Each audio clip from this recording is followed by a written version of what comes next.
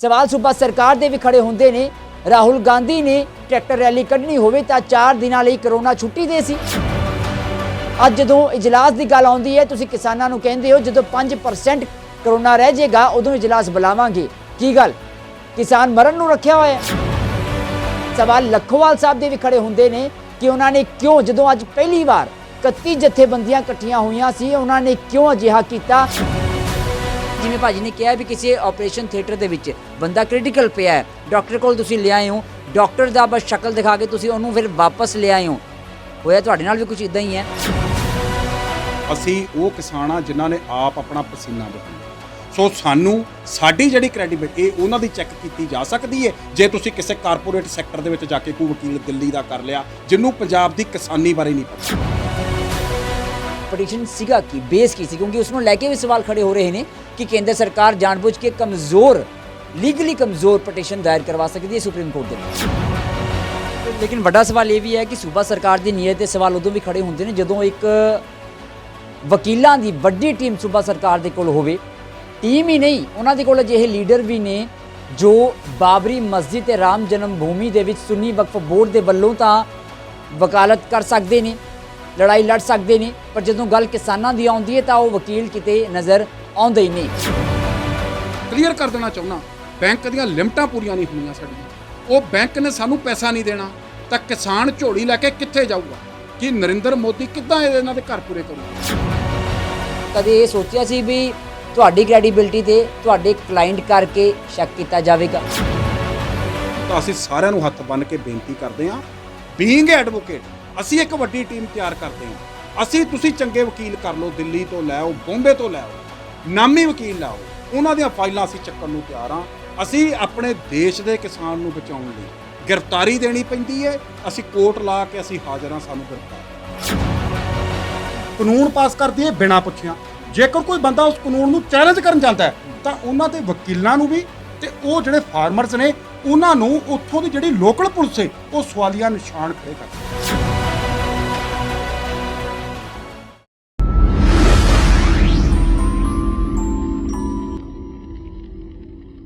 ਖੇਤੀ ਸੰਬੰਧੀ ਨਵੇਂ ਕਾਨੂੰਨ ਪਾਸ ਹੋਣ ਤੋਂ ਬਾਅਦ ਕਿਸਾਨਾਂ ਦੇ ਵਿੱਚ ਤਰਥੱਲੀ ਹੈ। ਇਹਨਾਂ ਨੂੰ ਡੈਥ ਵਾਰੰਟ ਵੀ ਕਿਹਾ ਜਾ ਰਿਹਾ ਹੈ ਕਿਸਾਨਾਂ ਦੇ ਲਈ। ਪਰ ਸਵਾਲ ਵੱਡਾ ਹੈ ਕਿ ਆਖਰ BKU ਲਖੋਵਾਲ ਵੱਲੋਂ ਪਟੀਸ਼ਨ ਦਾਇਰ ਕਿਉਂ ਕੀਤੀ ਗਈ? ਕਈ ਸਵਾਲ ਖੜੇ ਹੋਏ। ਸਵਾਲ BKU ਲਖੋਵਾਲ ਦੇ ਪ੍ਰਧਾਨ ਦੀ ਨੀਅਤ ਤੇ ਵੀ ਖੜੇ ਹੋਏ। ਉਹਨਾਂ ਹੀ ਸਵਾਲਾਂ ਦੇ ਜਵਾਬ ਅੱਜ ਲਵਾਂਗੇ। ਦ ਖਬਰਸਾਰ ਚੈਨਲ ਦੇਖ ਰਹੇ ਸਾਰੇ ਹੀ ਦਰਸ਼ਕਾਂ ਦਾ ਸਵਾਗਤ ਹੈ। ਮੈਂ ਹਾਂ ਤੁਹਾਡੇ ਨਾਲ ਠਾਕੁਰ ਅਮਨਦੀਪ ਸਿੰਘ।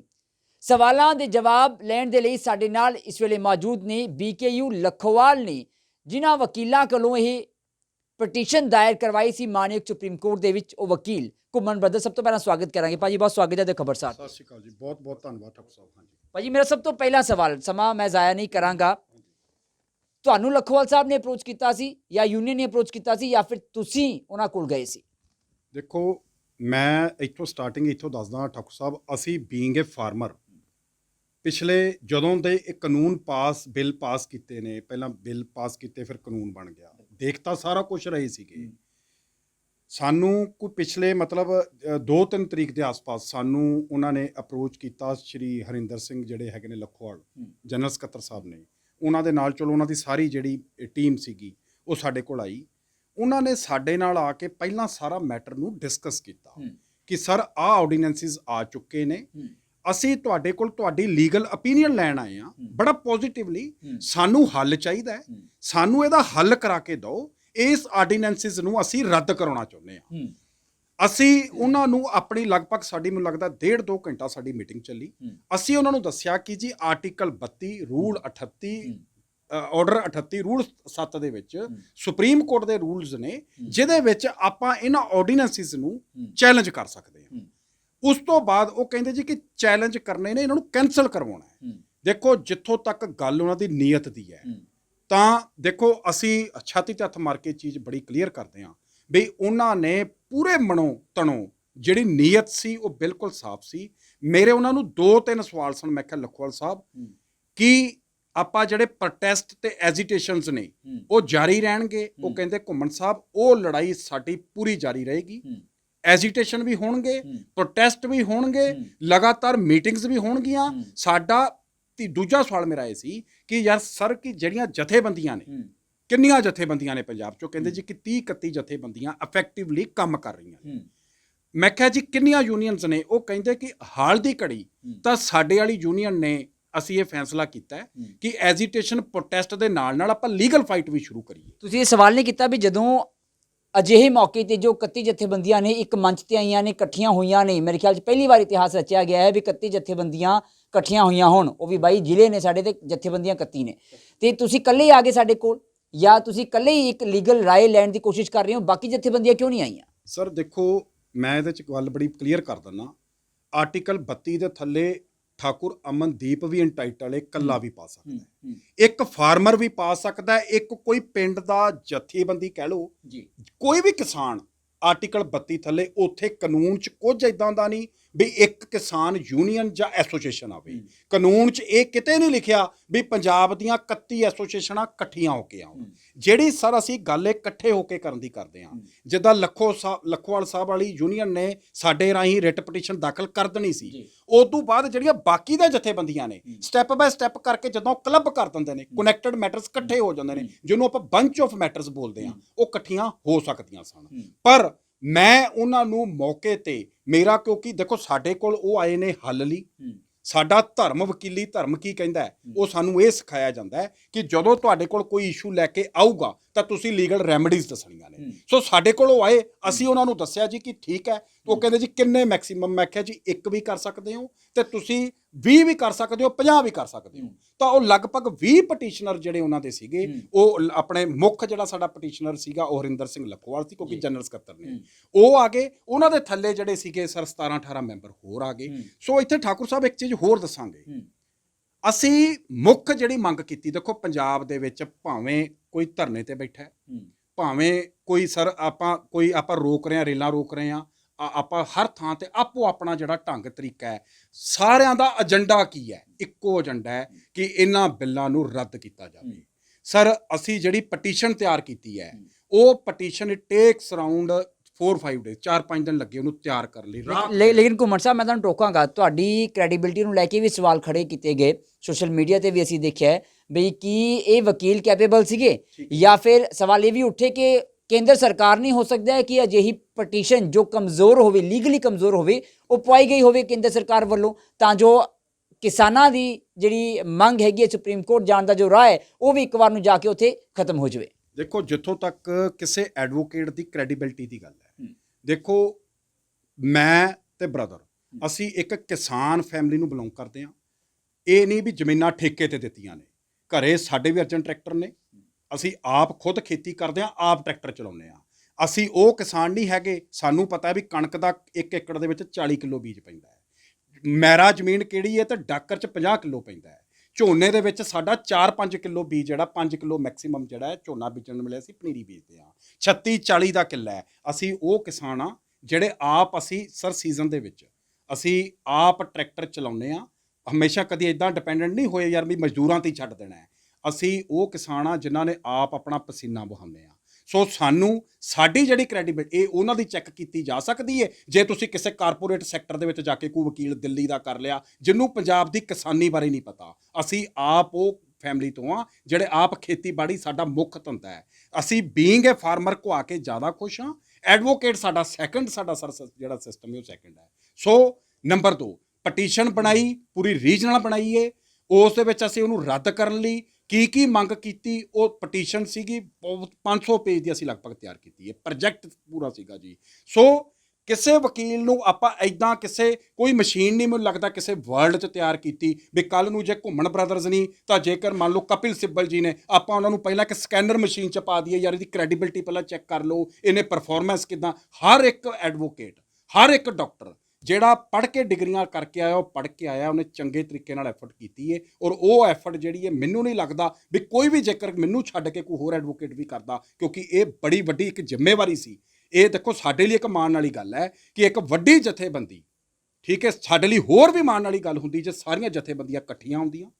ਜੇ ਇੱਕ ਜਥੇਬੰਦੀ ਨੇ ਸਾਨੂੰ ਆ ਕੇ ਕਿਹਾ ਜੀ ਕਿ ਤੁਸੀਂ ਇਹ ਸਾਡਾ ਕੇਸ ਨੂੰ ਤੁਸੀਂ ਰਿਪਰੈਜ਼ੈਂਟ ਕਰਨਾ ਹੈ, ਸੋ ਅਸੀਂ 4-5 ਦਿਨ ਸੁੱਤੇ ਨਹੀਂ। ਮੈਂ ਕਿਹਾ ਇੱਕ ਵੱਡੀ ਜ਼ਿੰਮੇਵਾਰੀ ਹੈ ਪੰਜਾਬ ਦੇ ਕਿਸਾਨਾਂ ਦੀ, ਠੀਕ ਹੈ। ਸੋ ਅਸੀਂ ਇਸ ਜ਼ਿੰਮੇਵਾਰੀ ਨੂੰ ਨਿਭਾਉਣ ਲਈ ਪੂਰਾ ਤਨ ਮਨ ਨਾਲ ਉਹਨਾਂ ਨੂੰ ਕਿਹਾ ਸੀ ਜੀ ਇਨਸਾਫ ਦੀ ਲੜਾਈ ਲੜਾਂਗੇ। ਸੋ ਅਸੀਂ ਉਹ ਪਟੀਸ਼ਨ ਪੂਰੀ ਤਿਆਰ ਕਰਕੇ 5 ਤਰੀਕ ਨੂੰ ਅਸੀਂ ਜਿਹੜਾ ਸੀ ਮਾਣਯੋਗ ਸੁਪਰੀਮ ਕੋਰਟ ਦੇ ਵਿੱਚ ਅਸੀਂ ਪਹੁੰਚ ਗਏ ਸੀ। ਤੁਸੀਂ ਕਿਹਾ ਕਿ ਤੁਹਾਨੂੰ ਜਦੋਂ ਉਹਨਾਂ ਨੇ ਅਪਰੋਚ ਕੀਤਾ ਤੁਹਾਨੂੰ ਇਹ ਮਹਿਸੂਸ ਹੋਇਆ ਕਿ ਇੱਕ ਵੱਡੀ ਜ਼ਿੰਮੇਵਾਰੀ ਹੈ, ਕਿਉਂਕਿ ਇਸ ਵੇਲੇ ਲੱਖਾਂ ਕਿਸਾਨ ਜੋ ਨੇ ਉਹ ਸੜਕਾਂ ਤੇ ਨੇ, ਧਰਨਿਆਂ ਤੇ ਨੇ, ਤੇ ਉਹਨਾਂ ਦੀ ਇੱਕ ਉਮੀਦ ਸੀ ਉਹ। ਪਰ ਤੁਹਾਨੂੰ ਕਿਤੇ ਅੱਜ ਇਹ ਮਹਿਸੂਸ ਨਹੀਂ ਹੋ ਰਿਹਾ ਜਦੋਂ ਲਖਵਾਲ ਸਾਹਿਬ ਨੇ ਜਾਂ ਯੂਨੀਅਨ ਨੇ ਇਹ ਪਟੀਸ਼ਨ ਵਾਪਸ ਲਈ ਹੈ ਕਿ ਅਸੀਂ ਯੂਨੀਅਨ ਗਲਤ ਚੁਣੀ ਜਾਂ ਬੰਦੇ ਠੀਕ ਨਹੀਂ ਨਿਕਲੇ, ਜਿਨ੍ਹਾਂ ਕਰਕੇ ਅੱਜ ਤੁਹਾਡੇ ਦੇ ਵੀ ਸਵਾਲ ਖੜੇ ਹੋ ਰਹੇ ਨੇ? ਦੇਖੋ ਅਸੀਂ ਤਾਂ ਵਕੀਲ ਹਾਂ, ਸਾਨੂੰ ਤਾਂ ਠਾਕੁਰ ਸਾਹਿਬ ਸਾਡਾ ਕਲਾਇੰਟ ਜਿਹੜਾ ਹੈ ਸਾਡਾ ਉਹ ਬੌਸ ਹੁੰਦਾ ਹੈ। ਉਹਨੇ ਸਾਨੂੰ ਜੋ ਹੁਕਮ ਕਰਤਾ ਵੀ ਵਕੀਲ ਸਾਹਿਬ ਸਵੇਰੇ ਪੇਸ਼ ਹੋਣਾ ਹੈ, ਨਹੀਂ ਤੇ ਫਲਾਣਾ ਵਕੀਲ ਆ ਰਿਹਾ ਹੈ, ਸਾਡਾ ਵਕਾਲਤਨਾਮਾ ਜਿੰਨਾ ਟਾਈਮ ਤੱਕ ਉਹਨੇ ਸਾਈਨ ਕਰਨਾ ਹੈ ਅਸੀਂ ਉਹਨਾਂ ਟਾਈਮ ਤੱਕ ਕੇਸ ਨੂੰ ਪਲੀਟ ਕਰਨਾ ਹੈ। ਸੋ ਜਿੱਥੋਂ ਤੱਕ ਰਹਿ ਗਈ ਗੱਲ ਯੂਨੀਅਨ ਦੀ, ਦੇਖੋ ਯੂਨੀਅਨ ਨੇ ਚੰਗਾ ਸੋਚਿਆ, ਚੰਗੀ ਅਸੀਂ ਮੁੱਖ ਮੰਗ ਤਾਂ ਮੇਰੀ ਆ ਜਾ ਕੇ ਗੱਲ ਉੱਥੇ ਹੀ ਆ ਰਹੀ ਹੈ ਨਾ। ਮੰਗ ਕੀ ਹੈ ਵੀ ਇਹਨਾਂ ਕਾਨੂੰਨਾਂ ਨੂੰ ਰੱਦ ਕਰੋ। ਚਲੋ ਹੁਣ ਇਹ ਦੱਸੋ, ਤੁਸੀਂ ਕਿਹਾ ਕਿ 500 ਪੇਜਾਂ ਦੀ ਤੁਸੀਂ ਪਟੀਸ਼ਨ ਜੋ ਦਾਇਰ ਕੀਤੀ ਸੀ, ਜੋ ਤਿਆਰ ਕੀਤੀ ਤੁਸੀਂ 5 ਦਿਨ ਲਾ ਕੇ, ਤੁਸੀਂ ਸੁੱਤੇ ਨਹੀਂ।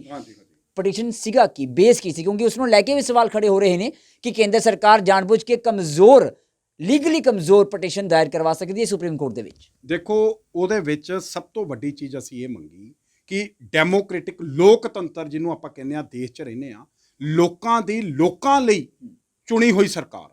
ਦੇਖੋ ਕਦੀ ਵੀ ਆਰਡੀਨੈਂਸ ਜਾਂ ਜਦੋਂ ਕਾਨੂੰਨ ਬਣਦੇ ਨੇ ਠਾਕੁਰ ਸਾਹਿਬ, ਤਾਂ ਹਮੇਸ਼ਾ ਇਹ ਦੇਖਿਆ ਜਾਂਦਾ ਕਿ ਉਹ ਸਟੇਟ ਦੀ ਜ਼ਰੂਰਤ ਕੀ ਹੈ, ਕਿ ਉਹ ਸਟੇਟ ਦੇ ਲੋਕਾਂ ਦੀ ਜ਼ਰੂਰਤ ਕੀ ਹੈ, ਕਿ ਇਹ ਕਾਨੂੰਨ ਘੜਨ ਤੋਂ ਪਹਿਲਾਂ ਇਹਨਾਂ ਨੇ ਕੋਈ ਰਿਪਰੈਜ਼ੈਂਟੇਟਿਵ, ਕੋਈ ਕਿਸਾਨ ਜਥੇਬੰਦੀ, ਕੋਈ ਸੀਐਮ ਸਾਹਿਬ ਨੂੰ ਜਿਹੜੇ ਸਾਡੇ ਮਾਣਯੋਗ ਪੰਜਾਬ ਦੇ ਨੇ, ਉਹਨਾਂ ਨੂੰ ਕਿਹਾ ਹੋਵੇ ਵੀ ਤੁਸੀਂ ਆਪਣੀ ਓਪੀਨੀਅਨ ਦੇ ਦਿਓ, ਤੁਸੀਂ ਕੋਈ ਐਦਾਂ ਦਾ ਸਿਸਟਮ ਬਣਾ ਕੇ ਸਾਡੇ ਕੋਲ ਪ੍ਰੋਪਰ ਤਰੀਕੇ ਨਾਲ ਸਾਰੀ ਆਪਣੀ ਓਪੀਨੀਅਨ ਜਾਂ ਰਿਪਰੈਜ਼ੈਂਟੇਸ਼ਨ। ਇਹਨਾਂ ਨੇ ਕੋਈ ਸਰ, ਤਿੰਨੇ ਹੀ ਬਿੱਲ ਜਿਹੜੇ ਨੇ ਉਹ ਫਾਰਮਰਸ ਦੇ ਨਾਮ ਨੇ। ਫਾਰਮਰਸ ਕਿਸੇ ਨੂੰ ਵੀ ਇਹਨਾਂ ਨੇ ਓਪੀਨੀਅਨ ਨਹੀਂ ਲਈ, ਨੰਬਰ 1। ਨੰਬਰ 2, ਜਿਹੜਾ ਸਾਰੇ ਇਹਨਾਂ ਦਾ ਐਕਟ ਤੇ ਕੰਡਕਟ ਸੀ ਉਹ ਕੀ ਸੀਗਾ ਕਿ 17 ਨੂੰ ਫਟਾਫਟ ਲੋਕ ਸਭਾ ਮੈਜੋਰਟੀ ਸੀ ਪਾਸ ਕਰਾ ਲਿਆ।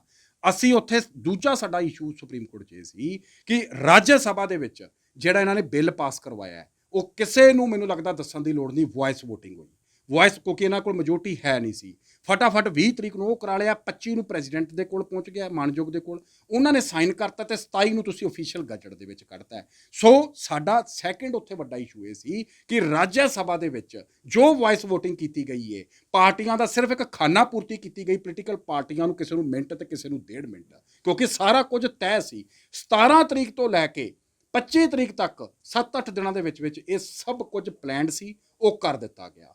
ਸੋ ਤੀਜੀ ਸਾਡੀ ਵੱਡੀ ਗੱਲ ਇਹ ਸੀ ਕਿ ਜਿਹੜੇ ਅਸੀਂ ਲੋਕਤੰਤਰ ਦੇਸ਼ ਦੇ ਵਿੱਚ ਰਹਿ ਰਹੇ ਹਾਂ, ਉੱਥੇ ਇਹ ਚੀਜ਼ਾਂ, ਕਿਉਂਕਿ ਜਿਹੜਾ ਐਕਟ ਹੈ ਇਹਨਾਂ ਦਾ ਉਹ ਇਲੀਗਲ ਹੈ, ਆਰਬਿਟਰੀ ਹੈ, ਤਾਂ ਬਿਲਕੁਲ ਇਲੀਗਲ ਮੈਨਰ ਇਹਨਾਂ ਨੇ ਅਡਾਪਟ ਕੀਤਾ ਹੈ। ਸੋ ਮੁੱਖ ਸਾਡੀਆਂ ਜਿਹੜੀਆਂ ਬਾਕੀ ਗਰਾਊਂਡ ਸੀਗੀਆਂ ਉਹ ਇਹੀ ਸੀਗੀਆਂ ਕਿ ਜਿਹੜਾ ਆਰਡੀਨੈਂਸਿਸ ਨੇ, ਆਰਡੀਨੈਂਸਿਸ ਦੇ ਵਿੱਚ ਤੁਸੀਂ ਕੀ ਪਾਇਆ ਹੈ, ਕਿ ਇਹ ਕਿਸਾਨ ਕਿਸੇ ਜਥੇਬੰਦੀ ਦਾ ਤੁਸੀਂ ਕਿਸੇ ਨੂੰ ਉਹਨਾਂ ਨੂੰ ਵਿੱਚ ਰੱਖ ਕੇ ਬਣਾਇਆ ਕਿ ਕਾਰਪੋਰੇਟ ਸੈਕਟਰ 'ਚ ਬਣਾਇਆ। ਜੋ ਆਰਡੀਨੈਂਸ ਨੂੰ ਪੜ੍ਹ ਰਹੇ ਆ, ਜੋ ਸਾਨੂੰ ਸਾਰਾ ਸਿਨੈਰੀਓ ਦੇਖ ਰਿਹਾ ਹੈ, ਉਹ ਇਹ ਲੱਗ ਰਿਹਾ ਮੈਨੂੰ ਇਸ ਕਹਿਣ ਦੇ ਵਿੱਚ ਕੋਈ ਝਿਜਕ ਨਹੀਂ ਵੀ ਇਹ ਜਿਹੜੇ ਕਾਨੂੰਨ ਨੇ, ਇਹਦੇ ਆਰਡੀਨੈਂਸ ਡਰਾਫਟ ਕੀਤੇ ਨੇ ਉਹ ਕਾਰਪੋਰੇਟ ਸੈਕਟਰ ਦੇ ਲਾਇਰਸ ਨੇ ਦਫ਼ਤਰਾਂ ਦੇ ਵਿੱਚ ਬੈਠ ਕੇ ਕਰਤੇ ਨੇ। ਪ੍ਰੈਕਟੀਕਲੀ ਕੁਝ ਖੇਤਾਂ 'ਤੇ ਜਾ ਕੇ ਕਿਸਾਨ, ਦੇਖੋ ਇੱਕ ਲਾਅ ਆਫ ਲੈਂਡ ਹੈ, ਨੈਚੁਰਲ ਪ੍ਰਿੰਸੀਪਲ ਆਫ ਜਸਟਿਸ ਕੀ ਕਹਿੰਦਾ ਹੈ, ਲਾਅ ਆਫ ਲੈਂਡ ਕੀ ਹੈ ਠਾਕੁਰ ਸਾਹਿਬ, ਉਹ ਇਹ ਹੈ, ਕੋਰਟਾਂ ਦੇ ਵਿੱਚ ਵੀ ਕਿਹਾ ਜਾਂਦਾ ਹੈ ਕਿ ਇੱਕ ਪਾਸੜ ਕਾਰਵਾਈ ਨਹੀਂ ਕਰਨੀ, ਦੋਨਾਂ ਧਿਰਾਂ ਨੂੰ ਸੁਣ ਕੇ ਕਰਨੀ ਹੈ। ਤਾਂ ਤੁਸੀਂ ਕਿਸੇ ਫਾਰਮਰ ਐਸੋਸੀਏਸ਼ਨ ਨੂੰ,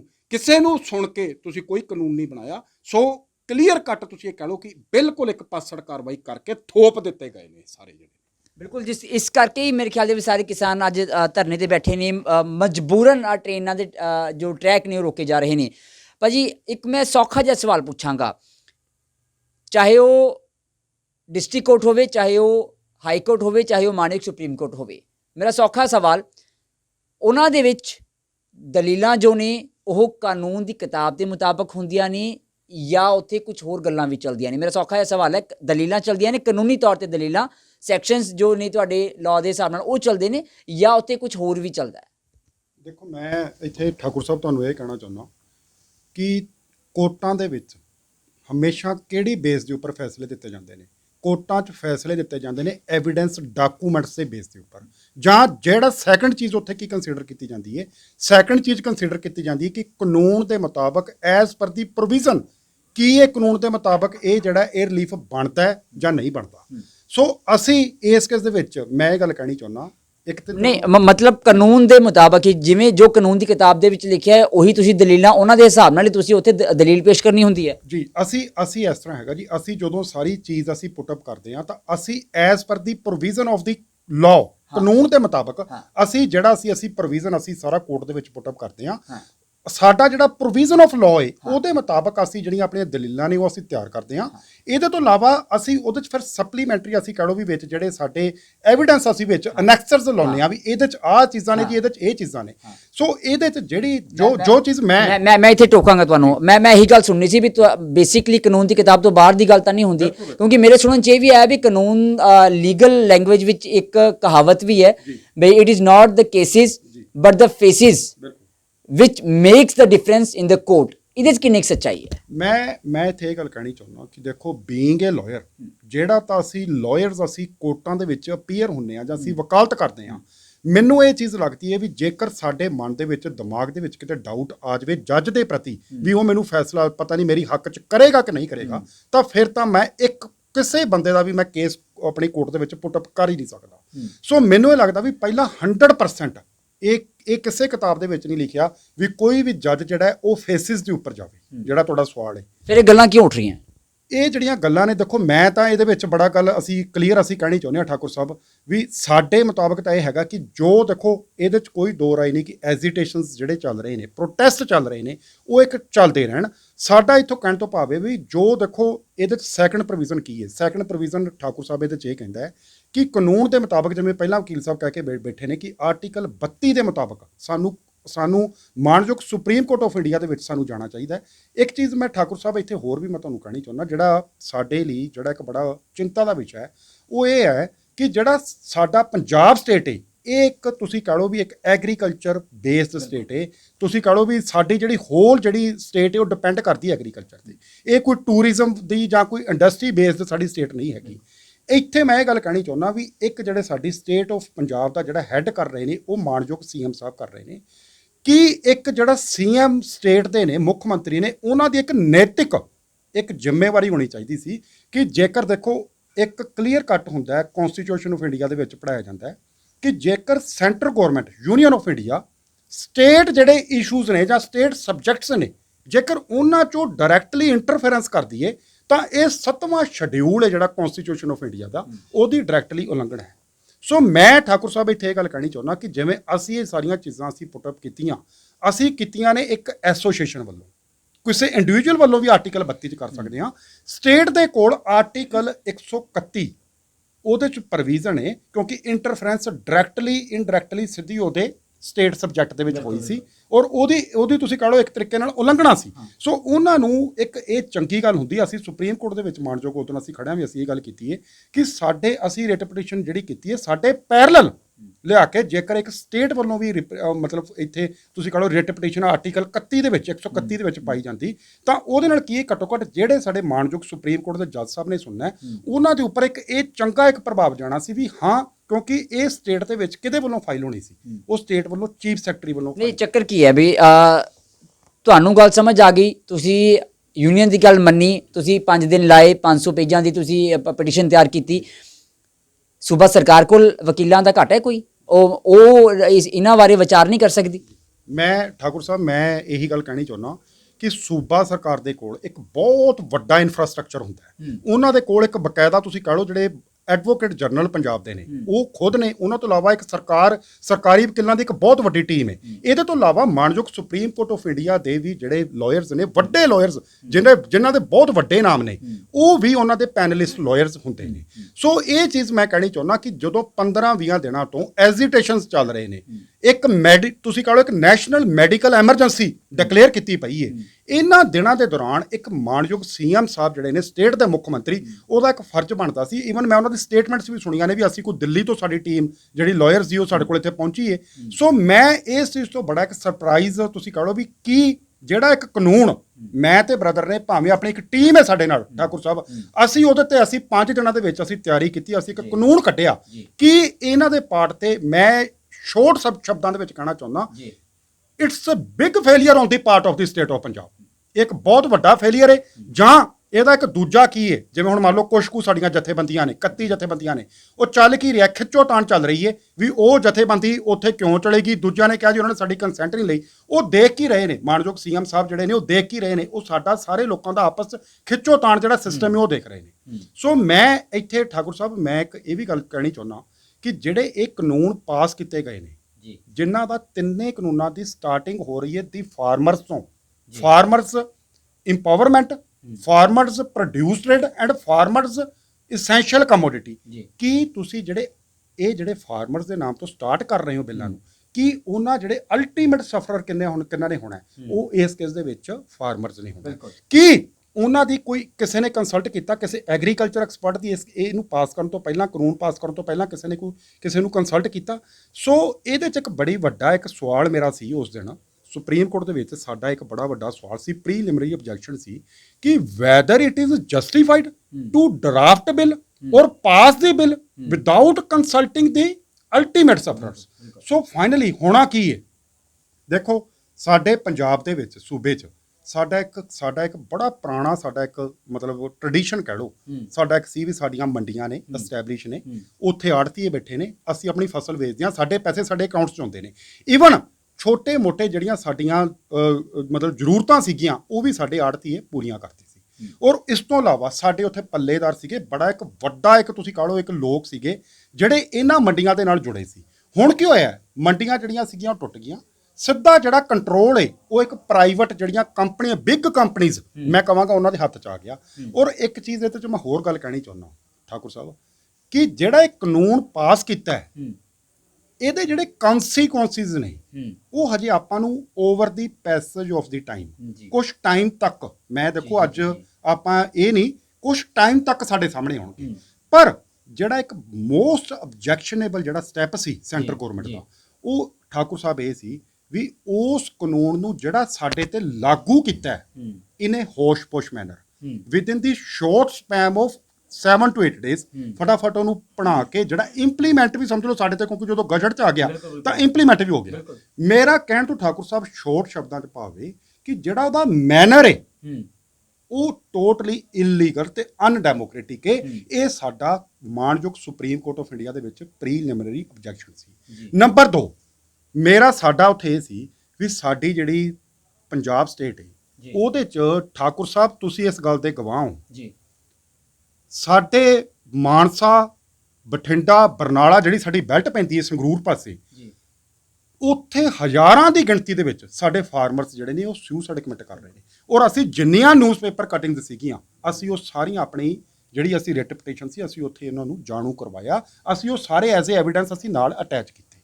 ਸੋ ਸਾਡਾ ਉੱਥੇ ਅਸਲ ਦੇ ਵਿੱਚ ਸੁਪਰੀਮ ਕੋਰਟ ਵਿੱਚ ਜਾਣ ਦਾ ਮੁੱਖ ਮਕਸਦ ਜਿਹੜਾ ਸਾਡਾ ਸੀ ਉਹ ਇਸ ਗੱਲ ਦਾ ਸਾਨੂੰ ਠਾਕੁਰ ਸਾਹਿਬ ਪਤਾ ਸੀ ਵੀ ਜਦੋਂ ਲੋਅਰ ਹਾਊਸ ਅਪਰ ਹਾਊਸ ਮਾਨਯੋਗ ਪ੍ਰੈਜ਼ੀਡੈਂਟ ਨੇ ਸਾਈਨ ਕਰਤਾ, ਅਫੀਸ਼ੀਅਲ ਗਜਟ 'ਚ ਚਲੇ ਗਿਆ, ਮਸਲਾ ਤਾਂ ਇਹ ਸੈਂਸਿਟਿਵ ਬਹੁਤ ਸੀ ਔਰ ਕ੍ਰਿਟੀਕਲ ਵੀ ਸੀ।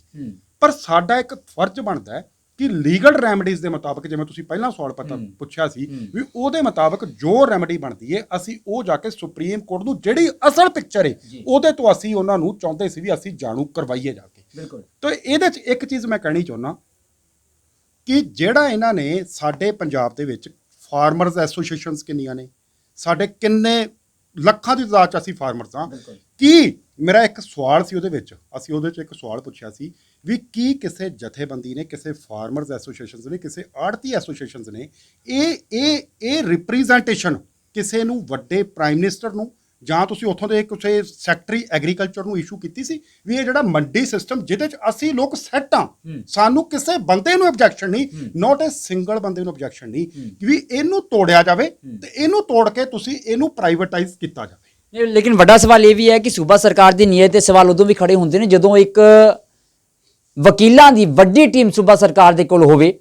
ਟੀਮ ਹੀ ਨਹੀਂ, ਉਹਨਾਂ ਦੇ ਕੋਲ ਅਜਿਹੇ ਲੀਡਰ ਵੀ ਨੇ ਜੋ ਬਾਬਰੀ ਮਸਜਿਦ ਤੇ ਰਾਮ ਜਨਮ ਭੂਮੀ ਦੇ ਵਿੱਚ ਸੁੰਨੀ ਵਕਫ ਬੋਰਡ ਦੇ ਵੱਲੋਂ ਤਾਂ ਵਕਾਲਤ ਕਰ ਸਕਦੇ ਨੇ, ਲੜਾਈ ਲੜ ਸਕਦੇ ਨੇ, ਪਰ ਜਦੋਂ ਗੱਲ ਕਿਸਾਨਾਂ ਦੀ ਆਉਂਦੀ ਹੈ ਤਾਂ ਉਹ ਵਕੀਲ ਕਿਤੇ ਨਜ਼ਰ ਆਉਂਦੇ ਹੀ ਨਹੀਂ। ਭਾਜੀ ਮੇਰਾ ਇੱਕ ਸਵਾਲ ਹੋਰ ਹੈ, ਕੋਈ ਵੀ ਬੰਦਾ ਕਿਸੇ ਨੂੰ ਕੋਈ ਆਬਜੈਕਸ਼ਨ ਹੋਵੇ, ਜਿਵੇਂ ਹੁਣ ਇਹ ਕਿਸਾਨ ਵਿਰੋਧੀ ਬਿੱਲਾਂ ਨੂੰ ਲੈ ਕੇ ਸਾਨੂੰ ਸਾਰਿਆਂ ਨੂੰ ਪਤਾ ਹੈ ਕਿਸਾਨ ਧਰਨੇ ਤੇ ਬੈਠੇ ਨੇ, ਤੇ ਅਸੀਂ ਸਿੱਧਾ ਜਾ ਕੇ ਸੁਪਰੀਮ ਕੋਰਟ ਦਾ ਦਰਵਾਜ਼ਾ ਖੜਕਾਵਾਂਗੇ ਜਾਂ ਉਸ ਤੋਂ ਪਹਿਲਾਂ ਸਾਨੂੰ ਕਿਤੇ ਹੋਰ ਵੀ ਕਹਿਣਾ ਪੈਂਦਾ ਹੈ, ਜਾਂ ਸਿੱਧਾ ਜਾਈਏ ਸੁਪਰੀਮ ਕੋਰਟ ਵੱਜੀਏ? ਮੈਂ ਦੱਸਦਾ ਜੀ ਤੁਹਾਨੂੰ, ਇਹ ਸਾਡੇ ਵਾਲੇ ਕੇਸ ਦੇ ਵਿੱਚ ਵੈਸੇ ਜੋ ਪ੍ਰੋਵੀਜ਼ਨ ਕਹਿੰਦਾ ਕਾਨੂੰਨ ਦਾ, ਕਾਨੂੰਨ ਦਾ ਪ੍ਰੋਵੀਜ਼ਨ ਇਹ ਗੱਲ ਕਹਿੰਦਾ ਕਿ ਤੁਸੀਂ ਕਿਸੇ ਕੋਰਟ ਦੇ ਵਿੱਚ ਜਦੋਂ ਅਸੀਂ ਕੋਰਟ ਦਾ ਜਾ ਕੇ ਅਸੀਂ ਦਰਵਾਜ਼ਾ ਖੜਕਾਣਾ ਹੈ ਠਾਕੁਰ ਸਾਹਿਬ, ਤਾਂ ਉਹਦੇ ਤੋਂ ਪਹਿਲਾਂ ਲਾਇਰਸ ਨੂੰ ਲੀਗਲ ਨੋਟਿਸ ਦੇਣਾ ਜ਼ਰੂਰੀ ਹੈ ਜੀ। ਜੇਕਰ ਤੁਸੀਂ ਕਹ ਲਓ ਜਿਵੇਂ ਸਾਨੂੰ ਕਿਸਾਨ ਯੂਨੀਅਨ ਵਾਲਿਆਂ ਨੇ ਸਾਨੂੰ ਇਹਦੇ ਵਿੱਚ ਆਪਣੇ ਵਕੀਲ ਬਣਾਇਆ ਸੀ, ਸਾਡੇ ਇਸ ਗੱਲ ਦੀ ਮੈਂ ਆਪਣੇ ਮੌਕੇ ਤੇ ਮੈਂ ਆਪਣੇ ਕੇਸ ਦੀ ਗੱਲ ਕਰਾਂਗਾ, ਇਸ ਕੇਸ ਦੇ ਵਿੱਚ ਕਿਸਾਨ ਯੂਨੀਅਨ ਵਾਲਿਆਂ ਵੱਲੋਂ ਮਾਨਯੋਗ ਸੀਐਮ ਸਾਹਿਬ ਨੂੰ ਵੀ ਇਹਨਾਂ ਨੇ ਮੈਮੋਰੰਡਮ ਦਿੱਤੇ, ਇਹਨਾਂ ਨੇ ਮਾਨਯੋਗ ਰਾਜਪਾਲ ਸਾਹਿਬ ਨੂੰ, ਗਵਰਨਰ ਸਾਹਿਬ ਨੂੰ ਵੀ ਦਿੱਤੇ, ਤੇ ਇਹਨਾਂ ਨੇ ਪ੍ਰਾਈਮ ਮਿਨਿਸਟਰ ਨਰਿੰਦਰ ਮੋਦੀ ਸਾਹਿਬ ਨੂੰ ਵੀ ਇਹਨਾਂ ਨੇ ਰਿਪਰੈਜ਼ੈਂਟੇਸ਼ਨਸ ਦਿੱਤੀਆਂ ਵੀ ਇਹ ਸਿੱਧਮ ਸਿੱਧਾ ਸਾਡੇ ਜਿਹੜੇ ਫਾਰਮਰਸ ਨੇ ਸਾਡੇ ਨਾਲ ਧੱਕਾ ਹੋਣ ਜਾ ਰਿਹਾ ਹੈ, ਤੁਸੀਂ ਇਹਨੂੰ ਵਿਡਰਾ, ਇਹਨਾਂ ਨੇ ਕੈਂਸਲ ਨਹੀਂ, ਇਹਨਾਂ ਨੇ ਉਹਦੇ ਸ਼ਬਦ, ਕਿਉਂਕਿ ਕੈਂਸਲ ਵਾਲਾ ਸ਼ਬਦ ਜਿਹੜਾ ਸੀ ਉਹ ਅਸੀਂ ਸੁਪਰੀਮ ਕੋਰਟ ਚ ਲਿਆ, ਕਿਉਂਕਿ ਉਹ ਇੱਕ ਰਿਟ ਦੀ ਨੇਚਰ ਹੁੰਦੀ ਹੈ ਸਰਚਰੀ, ਜਿਹਦੇ ਚ ਅਸੀਂ ਇਹਨਾਂ ਦੀ ਕੈਂਸਲੇਸ਼ਨ ਮੰਗੀ, ਤੇ ਇਨ ਦਾ ਮੇਨ ਟਾਈਮ ਆਪਰੇਸ਼ਨ ਇਹਨਾਂ ਨੇ ਸ਼ੋਰਟ ਸ਼ਬਦਾਂ ਚ ਇਹਨਾਂ ਨੇ ਕਿਹਾ ਜੀ ਵੀ ਇਹਨਾਂ ਨੂੰ ਤੁਸੀਂ ਵਿਡਰਾ ਕੀਤਾ ਜਾਵੇ। ਸੋ ਮੇਰਾ ਸਾਡੇ ਕਹਿਣ ਤੋਂ ਭਾਵ ਇਹ ਸੀ ਵੀ ਅਸੀਂ ਇਹ ਵੀ ਆਪਣੀ ਜਿਹੜੀ ਸੁਪਰੀਮ ਕੋਰਟ 'ਚ ਰਿਟ ਪਟੀਸ਼ਨ ਸੀ, ਅਸੀਂ ਤਿੰਨੇ ਚਾਰੇ ਐਨੈਕਸਟਰ ਅਸੀਂ ਇਹ ਵੀ ਨਾਲ ਅਸੀਂ ਅਟੈਚ ਕੀਤੇ ਸੀ ਵੀ ਅੱਛਾ ਇੱਕ ਗੱਲ ਹੋ ਰਹੀ, ਜਦੋਂ ਉਹ ਰਿਪਰੈਜ਼ੈਂਟੇਸ਼ਨਸ ਗਈਆਂ ਨੇ ਠਾਕੁਰ ਸਾਹਿਬ, ਕਿਸੇ ਇੱਕ ਧਿਰ ਨੇ ਵੀ ਇਹ ਜ਼ਿੰਮੇਵਾਰੀ ਨਹੀਂ ਸਮਝੀ। ਮੈਂ ਬਾਰ-ਬਾਰ ਅੱਜ ਇਹ ਗੱਲ ਕਹਿ ਰਿਹਾ ਕਿ ਜਦੋਂ ਸਾਡੀ ਸਟੇਟ ਨੂੰ ਹੈੱਡ ਕੌਣ ਕਰ ਰਿਹਾ ਹੈ, ਸਾਡੀ ਸਟੇਟ ਨੂੰ ਹੈੱਡ ਕਰ ਰਹੇ ਨੇ ਸਾਡੇ ਸੀਐਮ ਸਾਹਿਬ ਕਰ ਰਹੇ ਨੇ, ਉਹਨਾਂ ਦੀ ਇੱਕ ਮੈਂ ਸਮਝਦਾ ਇੱਕ ਨੈਤਿਕ ਜ਼ਿੰਮੇਵਾਰੀ ਬਣਦੀ ਸੀ ਵੀ ਉਹ ਇਮੀਡੀਏਟਲੀ ਇੱਕ ਚੰਗੇ ਲੈਵਲ ਦੀ ਰਿਟ ਤਿਆਰ ਕਰਵਾਉਂਦੇ ਔਰ ਉਹਨੂੰ ਜਾ ਕੇ ਸਭ ਤੋਂ ਪਹਿਲਾਂ ਸੀਐਮ ਸਾਹਿਬ ਇੱਕ ਸਟੇ ਉੱਥੇ ਜਾ ਕੇ ਫਾਈਲ ਕਰਦੇ, ਉਸ ਤੋਂ ਬਾਅਦ ਕੋਈ ਐਸੋਸੀਏਸ਼ਨਸ ਸੀਗੀਆਂ ਜਾਂ ਫਾਰਮਰਸ ਜਿੰਨੇ ਸੀਗੇ ਉਹ ਜਾ ਕੇ ਪੈਰਲਲ ਅਸੀਂ ਵੀ ਜਾ ਕੇ ਸਾਰੇ ਲੋਕ ਅਸੀਂ ਉੱਥੇ ਕੋਰਟ ਦੇ ਵਿੱਚ ਖੜੇ ਕਰਦੇ। ਸੋ ਇੱਥੇ ਆ ਕੇ ਮੈਂ ਗੱਲ ਕਹਿਣੀ ਚਾਹੁੰਦਾ ਕਿ ਜਦੋਂ ਸੀਐਮ ਸਾਹਿਬ ਨੇ ਹੁਣ ਤੱਕ ਮੈਨੂੰ ਲੱਗਦਾ ਵੀ 15-20 ਦਿਨ ਹੁਣ ਤੱਕ ਨਿਕਲ ਚੁੱਕੇ ਨੇ, ਹਜੇ ਤੱਕ ਕੋਈ ਵੀ ਇੱਕ ਵੀ ਤੁਸੀਂ ਮੈਨੂੰ ਕੋਈ ਬਿਆਨ ਠਾਕੁਰ ਸਾਹਿਬ ਤੁਸੀਂ ਦੱਸੋ ਜਿਹੜਾ ਕੋਈ ਇਸ ਸੰਬੰਧੀ ਆਇਆ ਹੋਵੇ। ਔਰ ਇੱਕ ਚੀਜ਼ ਹੋਰ ਹੈ, ਇੱਕ ਬਿਆਨ ਆਇਆ ਉਹਨਾਂ ਦਾ, ਕਹਿੰਦੇ ਜੀ ਕਰੋਨਾ ਨੂੰ ਘਟਣ ਦਿਓ, ਉਸ ਤੋਂ ਬਾਅਦ ਅਸੀਂ ਇਜਲਾਸ ਬੁਲਾਵਾਂਗੇ। ਹੁਣ ਰਾਹੁਲ ਗਾਂਧੀ ਆਇਆ ਟਰੈਕਟਰ ਰੈਲੀ ਕੱਢਣ ਵਾਸਤੇ, ਕਰੋਨਾ ਨਹੀਂ ਸੀ, ਪਰ ਕਹਿੰਦੇ ਸਪੈਸ਼ਲ ਇਜਲਾਸ ਕਿਸਾਨ ਵਿਰੋਧੀ ਬਿੱਲਾਂ ਨੂੰ ਬੁਲਾਉਣ ਲਈ ਸਾਨੂੰ ਕਰੋਨਾ ਥੋੜਾ ਠੰਡਾ ਹੋਣ ਦਿਓ, ਫਿਰ ਅਸੀਂ ਇਜਲਾਸ ਬੁਲਾਵਾਂਗੇ। ਇਹ ਬਿਆਨ ਤਾਜ਼ਾ ਬਿਆਨ ਆਇਆ ਹੈ। ਉਹਦੇ ਠਾਕੁਰ ਸਾਹਿਬ ਇਹ ਹੈ ਕਿ ਜਿਹੜੇ ਐਮਰਜੈਂਟ ਹਾਲਾਤ ਜਿਹੜੇ ਆਪਾਂ ਕਹਿੰਦੇ ਆ ਉਹਨਾਂ 'ਚ ਤਾਂ ਜਿਹੜਾ ਇਜਲਾਸ ਸੀ ਉਹ ਇਹ ਕਿਸੇ ਵੀ ਟਾਈਮ ਇਹ ਜਿਹੜਾ ਕਾਲ ਕਰ ਸਕਦੇ ਨੇ। ਸੋ ਇਹਦੇ ਤੇ ਮੈਂ ਸਮਝਦਾ ਵੀ ਜਿਹੜੇ ਹੁਣ ਸਾਡੇ ਮੌਜੂਦਾ ਹਾਲਾਤ ਨੇ ਠਾਕੁਰ ਸਾਹਿਬ, ਉਹਨਾਂ ਮੁਤਾਬਕ ਇਹ ਐਮਰਜੈਂਸੀ ਦੇ ਵਿੱਚ ਜਿਹੜਾ ਇਜਲਾਸ ਸੀਗਾ, ਐਮਰਜੈਂਟ ਕਹਿ ਦਿੰਦੇ ਅਸੀਂ, ਉਹ ਬੁਲਾਉਣਾ ਚਾਹੀਦਾ ਸੀ ਅਰਜੈਂਟਲੀ। ਨਹੀਂ, ਉਹ ਮੇਰੇ ਖਿਆਲ ਅਰਜੈਂਟ ਨਹੀਂ ਲੱਗਿਆ ਨਾ ਉਹਨਾਂ ਨੂੰ ਅਰਜੈਂਟ ਇਹ ਸੀ ਵੀ ਟਰੈਕਟਰ ਤੇ ਆਪਾਂ ਰਾਹੁਲ ਗਾਂਧੀ ਦੀ ਟਰੈਕਟਰ ਰੈਲੀ ਕਢਵਾਈਏ। ਕਿਸਾਨ ਤਾਂ ਕੋਈ ਨਾ ਧਰਨੇ ਤੇ ਬੈਠੇ ਹੀ ਹੋਏ ਨੇ, ਰਾਹੁਲ ਗਾਂਧੀ ਨੇ ਤਾਂ 4 ਦਿਨ ਲਾਣੇ ਨੇ, ਕਿਸਾਨ ਦਾ ਇੱਥੇ 40 ਸਾਲਾਂ ਤੋਂ ਧਰਨੇ ਦੇ ਰਹੇ ਨੇ, ਹੋਰ ਕਰਕੇ ਰਹੇ ਨੇ ਕਿਸਾਨ। ਮੈਂ ਇਹਦੇ 'ਚ ਠਾਕੁਰ ਸਾਹਿਬ ਇਹਦਾ ਜਵਾਬ ਮੈਂ ਦਿੰਦਾ ਕਿ ਜਿਹੜੀਆਂ ਸਾਡੀਆਂ, ਮੈਨੂੰ ਇਹ ਕਹਿਣ 'ਚ ਕੋਈ ਮਤਲਬ ਮੈਨੂੰ ਝਿਜਕ ਨਹੀਂ ਹੈਗੀ ਕਿ ਜਿਹੜੀਆਂ ਸਾਡੀਆਂ ਸਿਆਸੀ ਪਾਰਟੀਆਂ ਕੰਮ ਕਰ ਰਹੀਆਂ ਨੇ ਉਹ ਕੰਮ ਇਸ ਤਰੀਕੇ ਨਾਲ ਕਰ ਰਹੀਆਂ ਨੇ ਕਿ ਜਿੱਦਾਂ ਆਪਾਂ ਕੋਈ ਪੇਸ਼ੈਂਟ ਕੋਈ ਢਿੱਲਾ ਮੱਠਾ ਹੈ ਨਾ, ਜਿੱਦਾਂ ਆਪਾਂ ਡਾਕਟਰ ਦੇ ਕੋਲ ਲੈ ਕੇ ਜਾਣ ਦੀ ਬਜਾਏ ਉਹਦੇ ਕਈ ਮਤਲਬ ਜਿਹੜੀ ਕਈ ਲੋਕੀ ਅਡਾਪਟ ਕਰ ਲੈਂਦੇ ਨੇ ਧਾਗੇ ਤਵੀਤ, ਵੀ ਧਾਗੇ ਤਵੀਤ ਕਰਾ ਲਓ, ਐਦਾਂ ਕਰ ਲਓ। ਸੋ ਸਾਡੇ ਵਾਲੇ ਕੇਸ 'ਚ ਵੀ ਇਦਾਂ ਹੀ ਹੈ ਕਿ ਉਹਦਾ ਜਿਹੜਾ ਇਲਾਜ ਹੈ, ਦੇਖੋ ਆਪਾਂ ਨੂੰ ਮਾਰ ਪਈ ਹੈ ਕਲਮ ਦੀ, ਇਹ ਜਿਹੜੀ ਮਾਰ ਪਈ ਹੈ ਸਾਨੂੰ ਕਲਮ ਦੀ ਮਾਰ ਪਈ, ਤੇ ਇੱਕੋ ਦਮ ਜਿੱਦਾਂ ਸਮਾਨ ਤੋਂ ਬਿਜਲੀ ਡਿੱਗਦੀ ਹੈ ਇਹ ਉਦਾਂ ਡਿੱਗਿਆ ਜੀ। ਪਹਿਲਾਂ ਤਾਂ ਡਿੱਗਿਆ ਕਰੋਨਾ, ਤੇ ਆ ਦੂਜਾ ਜਿਹੜਾ ਡਿੱਗਿਆ ਉਹ ਸਾਡੇ ਤੇ ਡਿੱਗਿਆ ਜੀ ਆਰਡੀਨੈਂਸਸ। ਦੇਖੋ ਕਿਸਾਨ, ਤੁਸੀਂ ਕੀ ਕਿਸਾਨ ਨੂੰ ਅਮੀਰ ਸਮਝ ਲਿਆ? ਤੁਸੀਂ ਜਿਹੜੀ ਟੈਸਟਿੰਗ ਹੈ ਉਹ ਤੁਸੀਂ ਕਿਸੇ ਕੰਪਨੀ ਤੇ ਨਹੀਂ ਕੀਤੀ, ਤੁਸੀਂ ਕਿਸੇ ਰਿਲਾਇੰਸ ਵਾਲਿਆਂ ਦੇ ਕੱਟ ਨਹੀਂ ਲਾਇਆ, ਤੁਸੀਂ ਉਹਨਾਂ ਦੇ ਅੰਬਾਨੀ ਰਾਂ ਤੇ ਅਡਾਨੀ ਰਾਂ ਤੇ ਨਹੀਂ ਲਾਇਆ, ਤੁਸੀਂ ਕਿਸਾਨ ਨੂੰ ਕਿੰਨਾ ਕੁ ਤਾਕਤਵਰ ਸਮਝ ਲਿਆ ਵੀ ਜਿਹੜੀ ਫਾਈਨੈਂਸ਼ੀਅਲੀ ਇਹ ਬਹੁਤ ਤਗੜਾ ਹੈ। ਤੁਸੀਂ ਜਿਹੜਾ ਆਪਣਾ ਤੁਸੀਂ ਇਹ ਕਹਿ ਲਓ ਟੈਸਟ ਲੱਗੇ ਹੋ ਕਰਾਉਣ, ਪਹਿਲਾਂ ਤਾਂ ਲੋਕਾਂ ਦਾ ਕਰੋਨਾ ਟੈਸਟ ਸਭ ਘਰੇ ਬੈਠੇ ਨੇ, ਪਹਿਲਾਂ ਹੀ ਡਿਪਰੈਸ਼ਨ ਦੇ ਵਿੱਚ ਸਰ ਅਸੀਂ ਕਈ ਦੇਖ ਰਹੇ ਹਾਂ ਬਈ ਲੋਕੀ ਸੁਸਾਈਡ ਕਰ ਰਹੇ ਨੇ, ਬਿਜ਼ਨਸ ਬੰਦ ਹੋ ਰਹੇ ਨੇ, ਤੇ ਕਿਸਾਨ ਜਿਹੜਾ ਪਹਿਲਾਂ ਹੀ ਸੁਸਾਈਡ ਕਰ ਰਿਹਾ ਹੈ, ਤੁਸੀਂ ਉਹਦੀ ਟੈਸਟਿੰਗ ਲਿਆ ਕੇ ਇਹਦੇ ਤੇ ਸੁੱਟਤੀ। ਸੋ ਦੇਖੋ ਇਹਨਾਂ ਕਾਨੂੰਨਾਂ ਨੂੰ ਬਣਾਉਣ ਤੋਂ ਪਹਿਲਾਂ ਕਿਸੇ ਨੂੰ ਵਿਸ਼ਵਾਸ 'ਚ ਨਹੀਂ ਲਿਆ ਗਿਆ। ਗਰੀਬ ਕਿਸਾਨ, ਦੇਖੋ ਸਾਨੂੰ ਪਤਾ ਹੈ ਅਸੀਂ ਕਿਸਾਨ ਫੈਮਿਲੀ ਤੋਂ ਹਾਂ ਸਰ, ਜਿੰਨਾ ਮਰਜ਼ੀ ਕੋਈ ਕਿਸਾਨ ਅਮੀਰ ਹੋਵੇ ਉਹਨੂੰ ਇਹ 6 ਮਹੀਨੇ ਇਕੱਠੇ ਲਗਾਤਾਰ ਕੱਢਣੇ ਔਖੇ ਨੇ। ਉਹ 10,000 5,000 50,000 ਲੱਖ ਰੁਪਇਆ ਆੜਤੀ ਤੋਂ ਮੰਗੂਗਾ। ਤੁਸੀਂ ਮੈਨੂੰ ਠਾਕਰ ਸਾਹਿਬ ਤੁਹਾਡੇ ਮਾਧਿਅਮ ਰਾਹੀਂ ਮੈਂ ਪੁੱਛਣਾ ਚਾਹੁੰਦਾ ਸਰਕਾਰ ਨੂੰ ਬਈ ਹੁਣ ਉਹ ਬੰਦਾ ਕਿੱਥੇ ਜਾ ਕੇ ਹੱਥ ਅੱਡੂਗਾ? ਜਿਹੜੇ ਬੈਂਕ ਨੇ, ਮੈਂ ਕਲੀਅਰ ਕਰ ਦੇਣਾ ਚਾਹੁੰਦਾ, ਬੈਂਕ ਦੀਆਂ ਲਿਮਟਾਂ ਪੂਰੀਆਂ ਨਹੀਂ ਹੋਣੀਆਂ ਸਾਡੀਆਂ। ਉਹ ਬੈਂਕ ਨੇ ਸਾਨੂੰ ਪੈਸਾ ਨਹੀਂ ਦੇਣਾ ਤਾਂ ਕਿਸਾਨ ਝੋਲੀ ਲੈ ਕੇ ਕਿੱਥੇ ਜਾਊਗਾ? ਕਿ ਨਰਿੰਦਰ ਮੋਦੀ ਕਿੱਦਾਂ ਇਹਨਾਂ ਦੇ ਘਰ ਪੂਰੇ ਕਰੂਗਾ? ਸੋ ਮੇਰੇ ਕਹਿਣ ਤੋਂ ਭਾਵ ਸਿਰਫ ਇੰਨਾ ਹੈ ਕਿ ਕਿਸਾਨਾਂ ਨਾਲ ਵੱਡਾ, ਤੁਸੀਂ ਇਹ ਕਹਿ ਲਓ ਕਿ ਸਾਨੂੰ ਇੱਕ ਵੱਡਾ ਕਰੰਟ ਲਾਇਆ ਗਿਆ ਹੈ। ਇਹਦਾ ਜਿਹੜਾ ਹਿਸਾਬ ਹੈ, ਦੇਖੋ ਅਸੀਂ ਸਾਰੇ ਬੀਇੰਗ ਇਹ ਕਿਸਾਨ, ਅਸੀਂ ਸਾਡਾ ਸਾਰਿਆਂ ਦਾ ਫਰਜ਼ ਕੀ ਚਾਹੀਦਾ ਹੈ ਕਿ ਯਾਰ ਸਾਰੇ ਲੜਾਈ ਜਿਹੜੀ ਹੈ ਉਹ ਰਲ ਕੇ ਲੜੀਏ। ਉਹਨਾਂ ਦੇ ਵਿੱਚ ਸਾਡੇ ਪੱਤਰਕਾਰਾਂ ਦਾ ਰੋਲ ਬਹੁਤ ਵੱਡਾ ਹੈ, ਸਾਡੇ ਵਕੀਲ ਸਾਹਿਬਾਨ ਦਾ ਰੋਲ ਵੱਡਾ ਹੈ।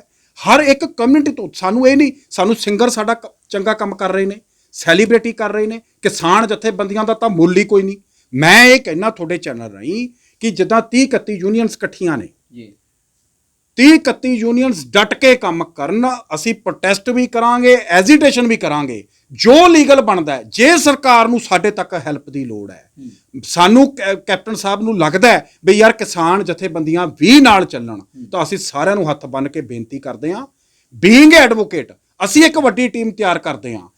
ਤੁਸੀਂ ਚੰਗੇ ਵਕੀਲ ਕਰ ਲਓ, ਦਿੱਲੀ ਤੋਂ ਲੈ ਆਓ, ਬੰਬੇ ਤੋਂ ਲੈ ਆਓ, ਨਾਮੀ ਵਕੀਲ ਲਾਓ, ਉਹਨਾਂ ਦੀਆਂ ਫਾਈਲਾਂ ਅਸੀਂ ਚੱਕਣ ਨੂੰ ਤਿਆਰ ਹਾਂ। ਅਸੀਂ ਆਪਣੇ ਦੇਸ਼ ਦੇ ਕਿਸਾਨ ਨੂੰ ਬਚਾਉਣ ਲਈ ਗ੍ਰਿਫਤਾਰੀ ਦੇਣੀ ਪੈਂਦੀ ਹੈ, ਅਸੀਂ ਕੋਰਟ ਲਾ ਕੇ ਅਸੀਂ ਹਾਜ਼ਰ ਹਾਂ, ਸਾਨੂੰ ਗ੍ਰਿਫਤਾਰ ਕਰ ਲਓ।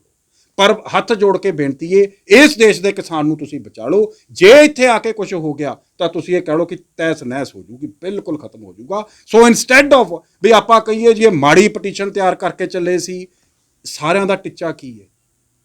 ਕੀ ਟੀਚਾ ਤੁਸੀਂ ਦੱਸੋ ਮੈਨੂੰ? ਵੱਖ-ਵੱਖ ਜਥੇਬੰਦੀਆਂ ਅਸੀਂ ਰੋਜ਼ ਦੇਖ ਰਹੇ ਹਾਂ, ਕੰਮ ਕਰ ਰਹੀਆਂ, ਕੀ ਟੀਚਾ? ਇੱਕੋ ਟੀਚਾ ਹੈ ਕਿ ਰੱਦ ਕੀਤੇ ਜਾਣ, ਕਾਨੂੰਨ ਰੱਦ ਕੀਤੇ ਜਾਣ। ਉਹੀ ਚੀਜ਼ ਲੈ ਕੇ ਅਸੀਂ ਸੁਪਰੀਮ ਕੋਰਟ ਚੱਲੇ ਸੀਗੇ।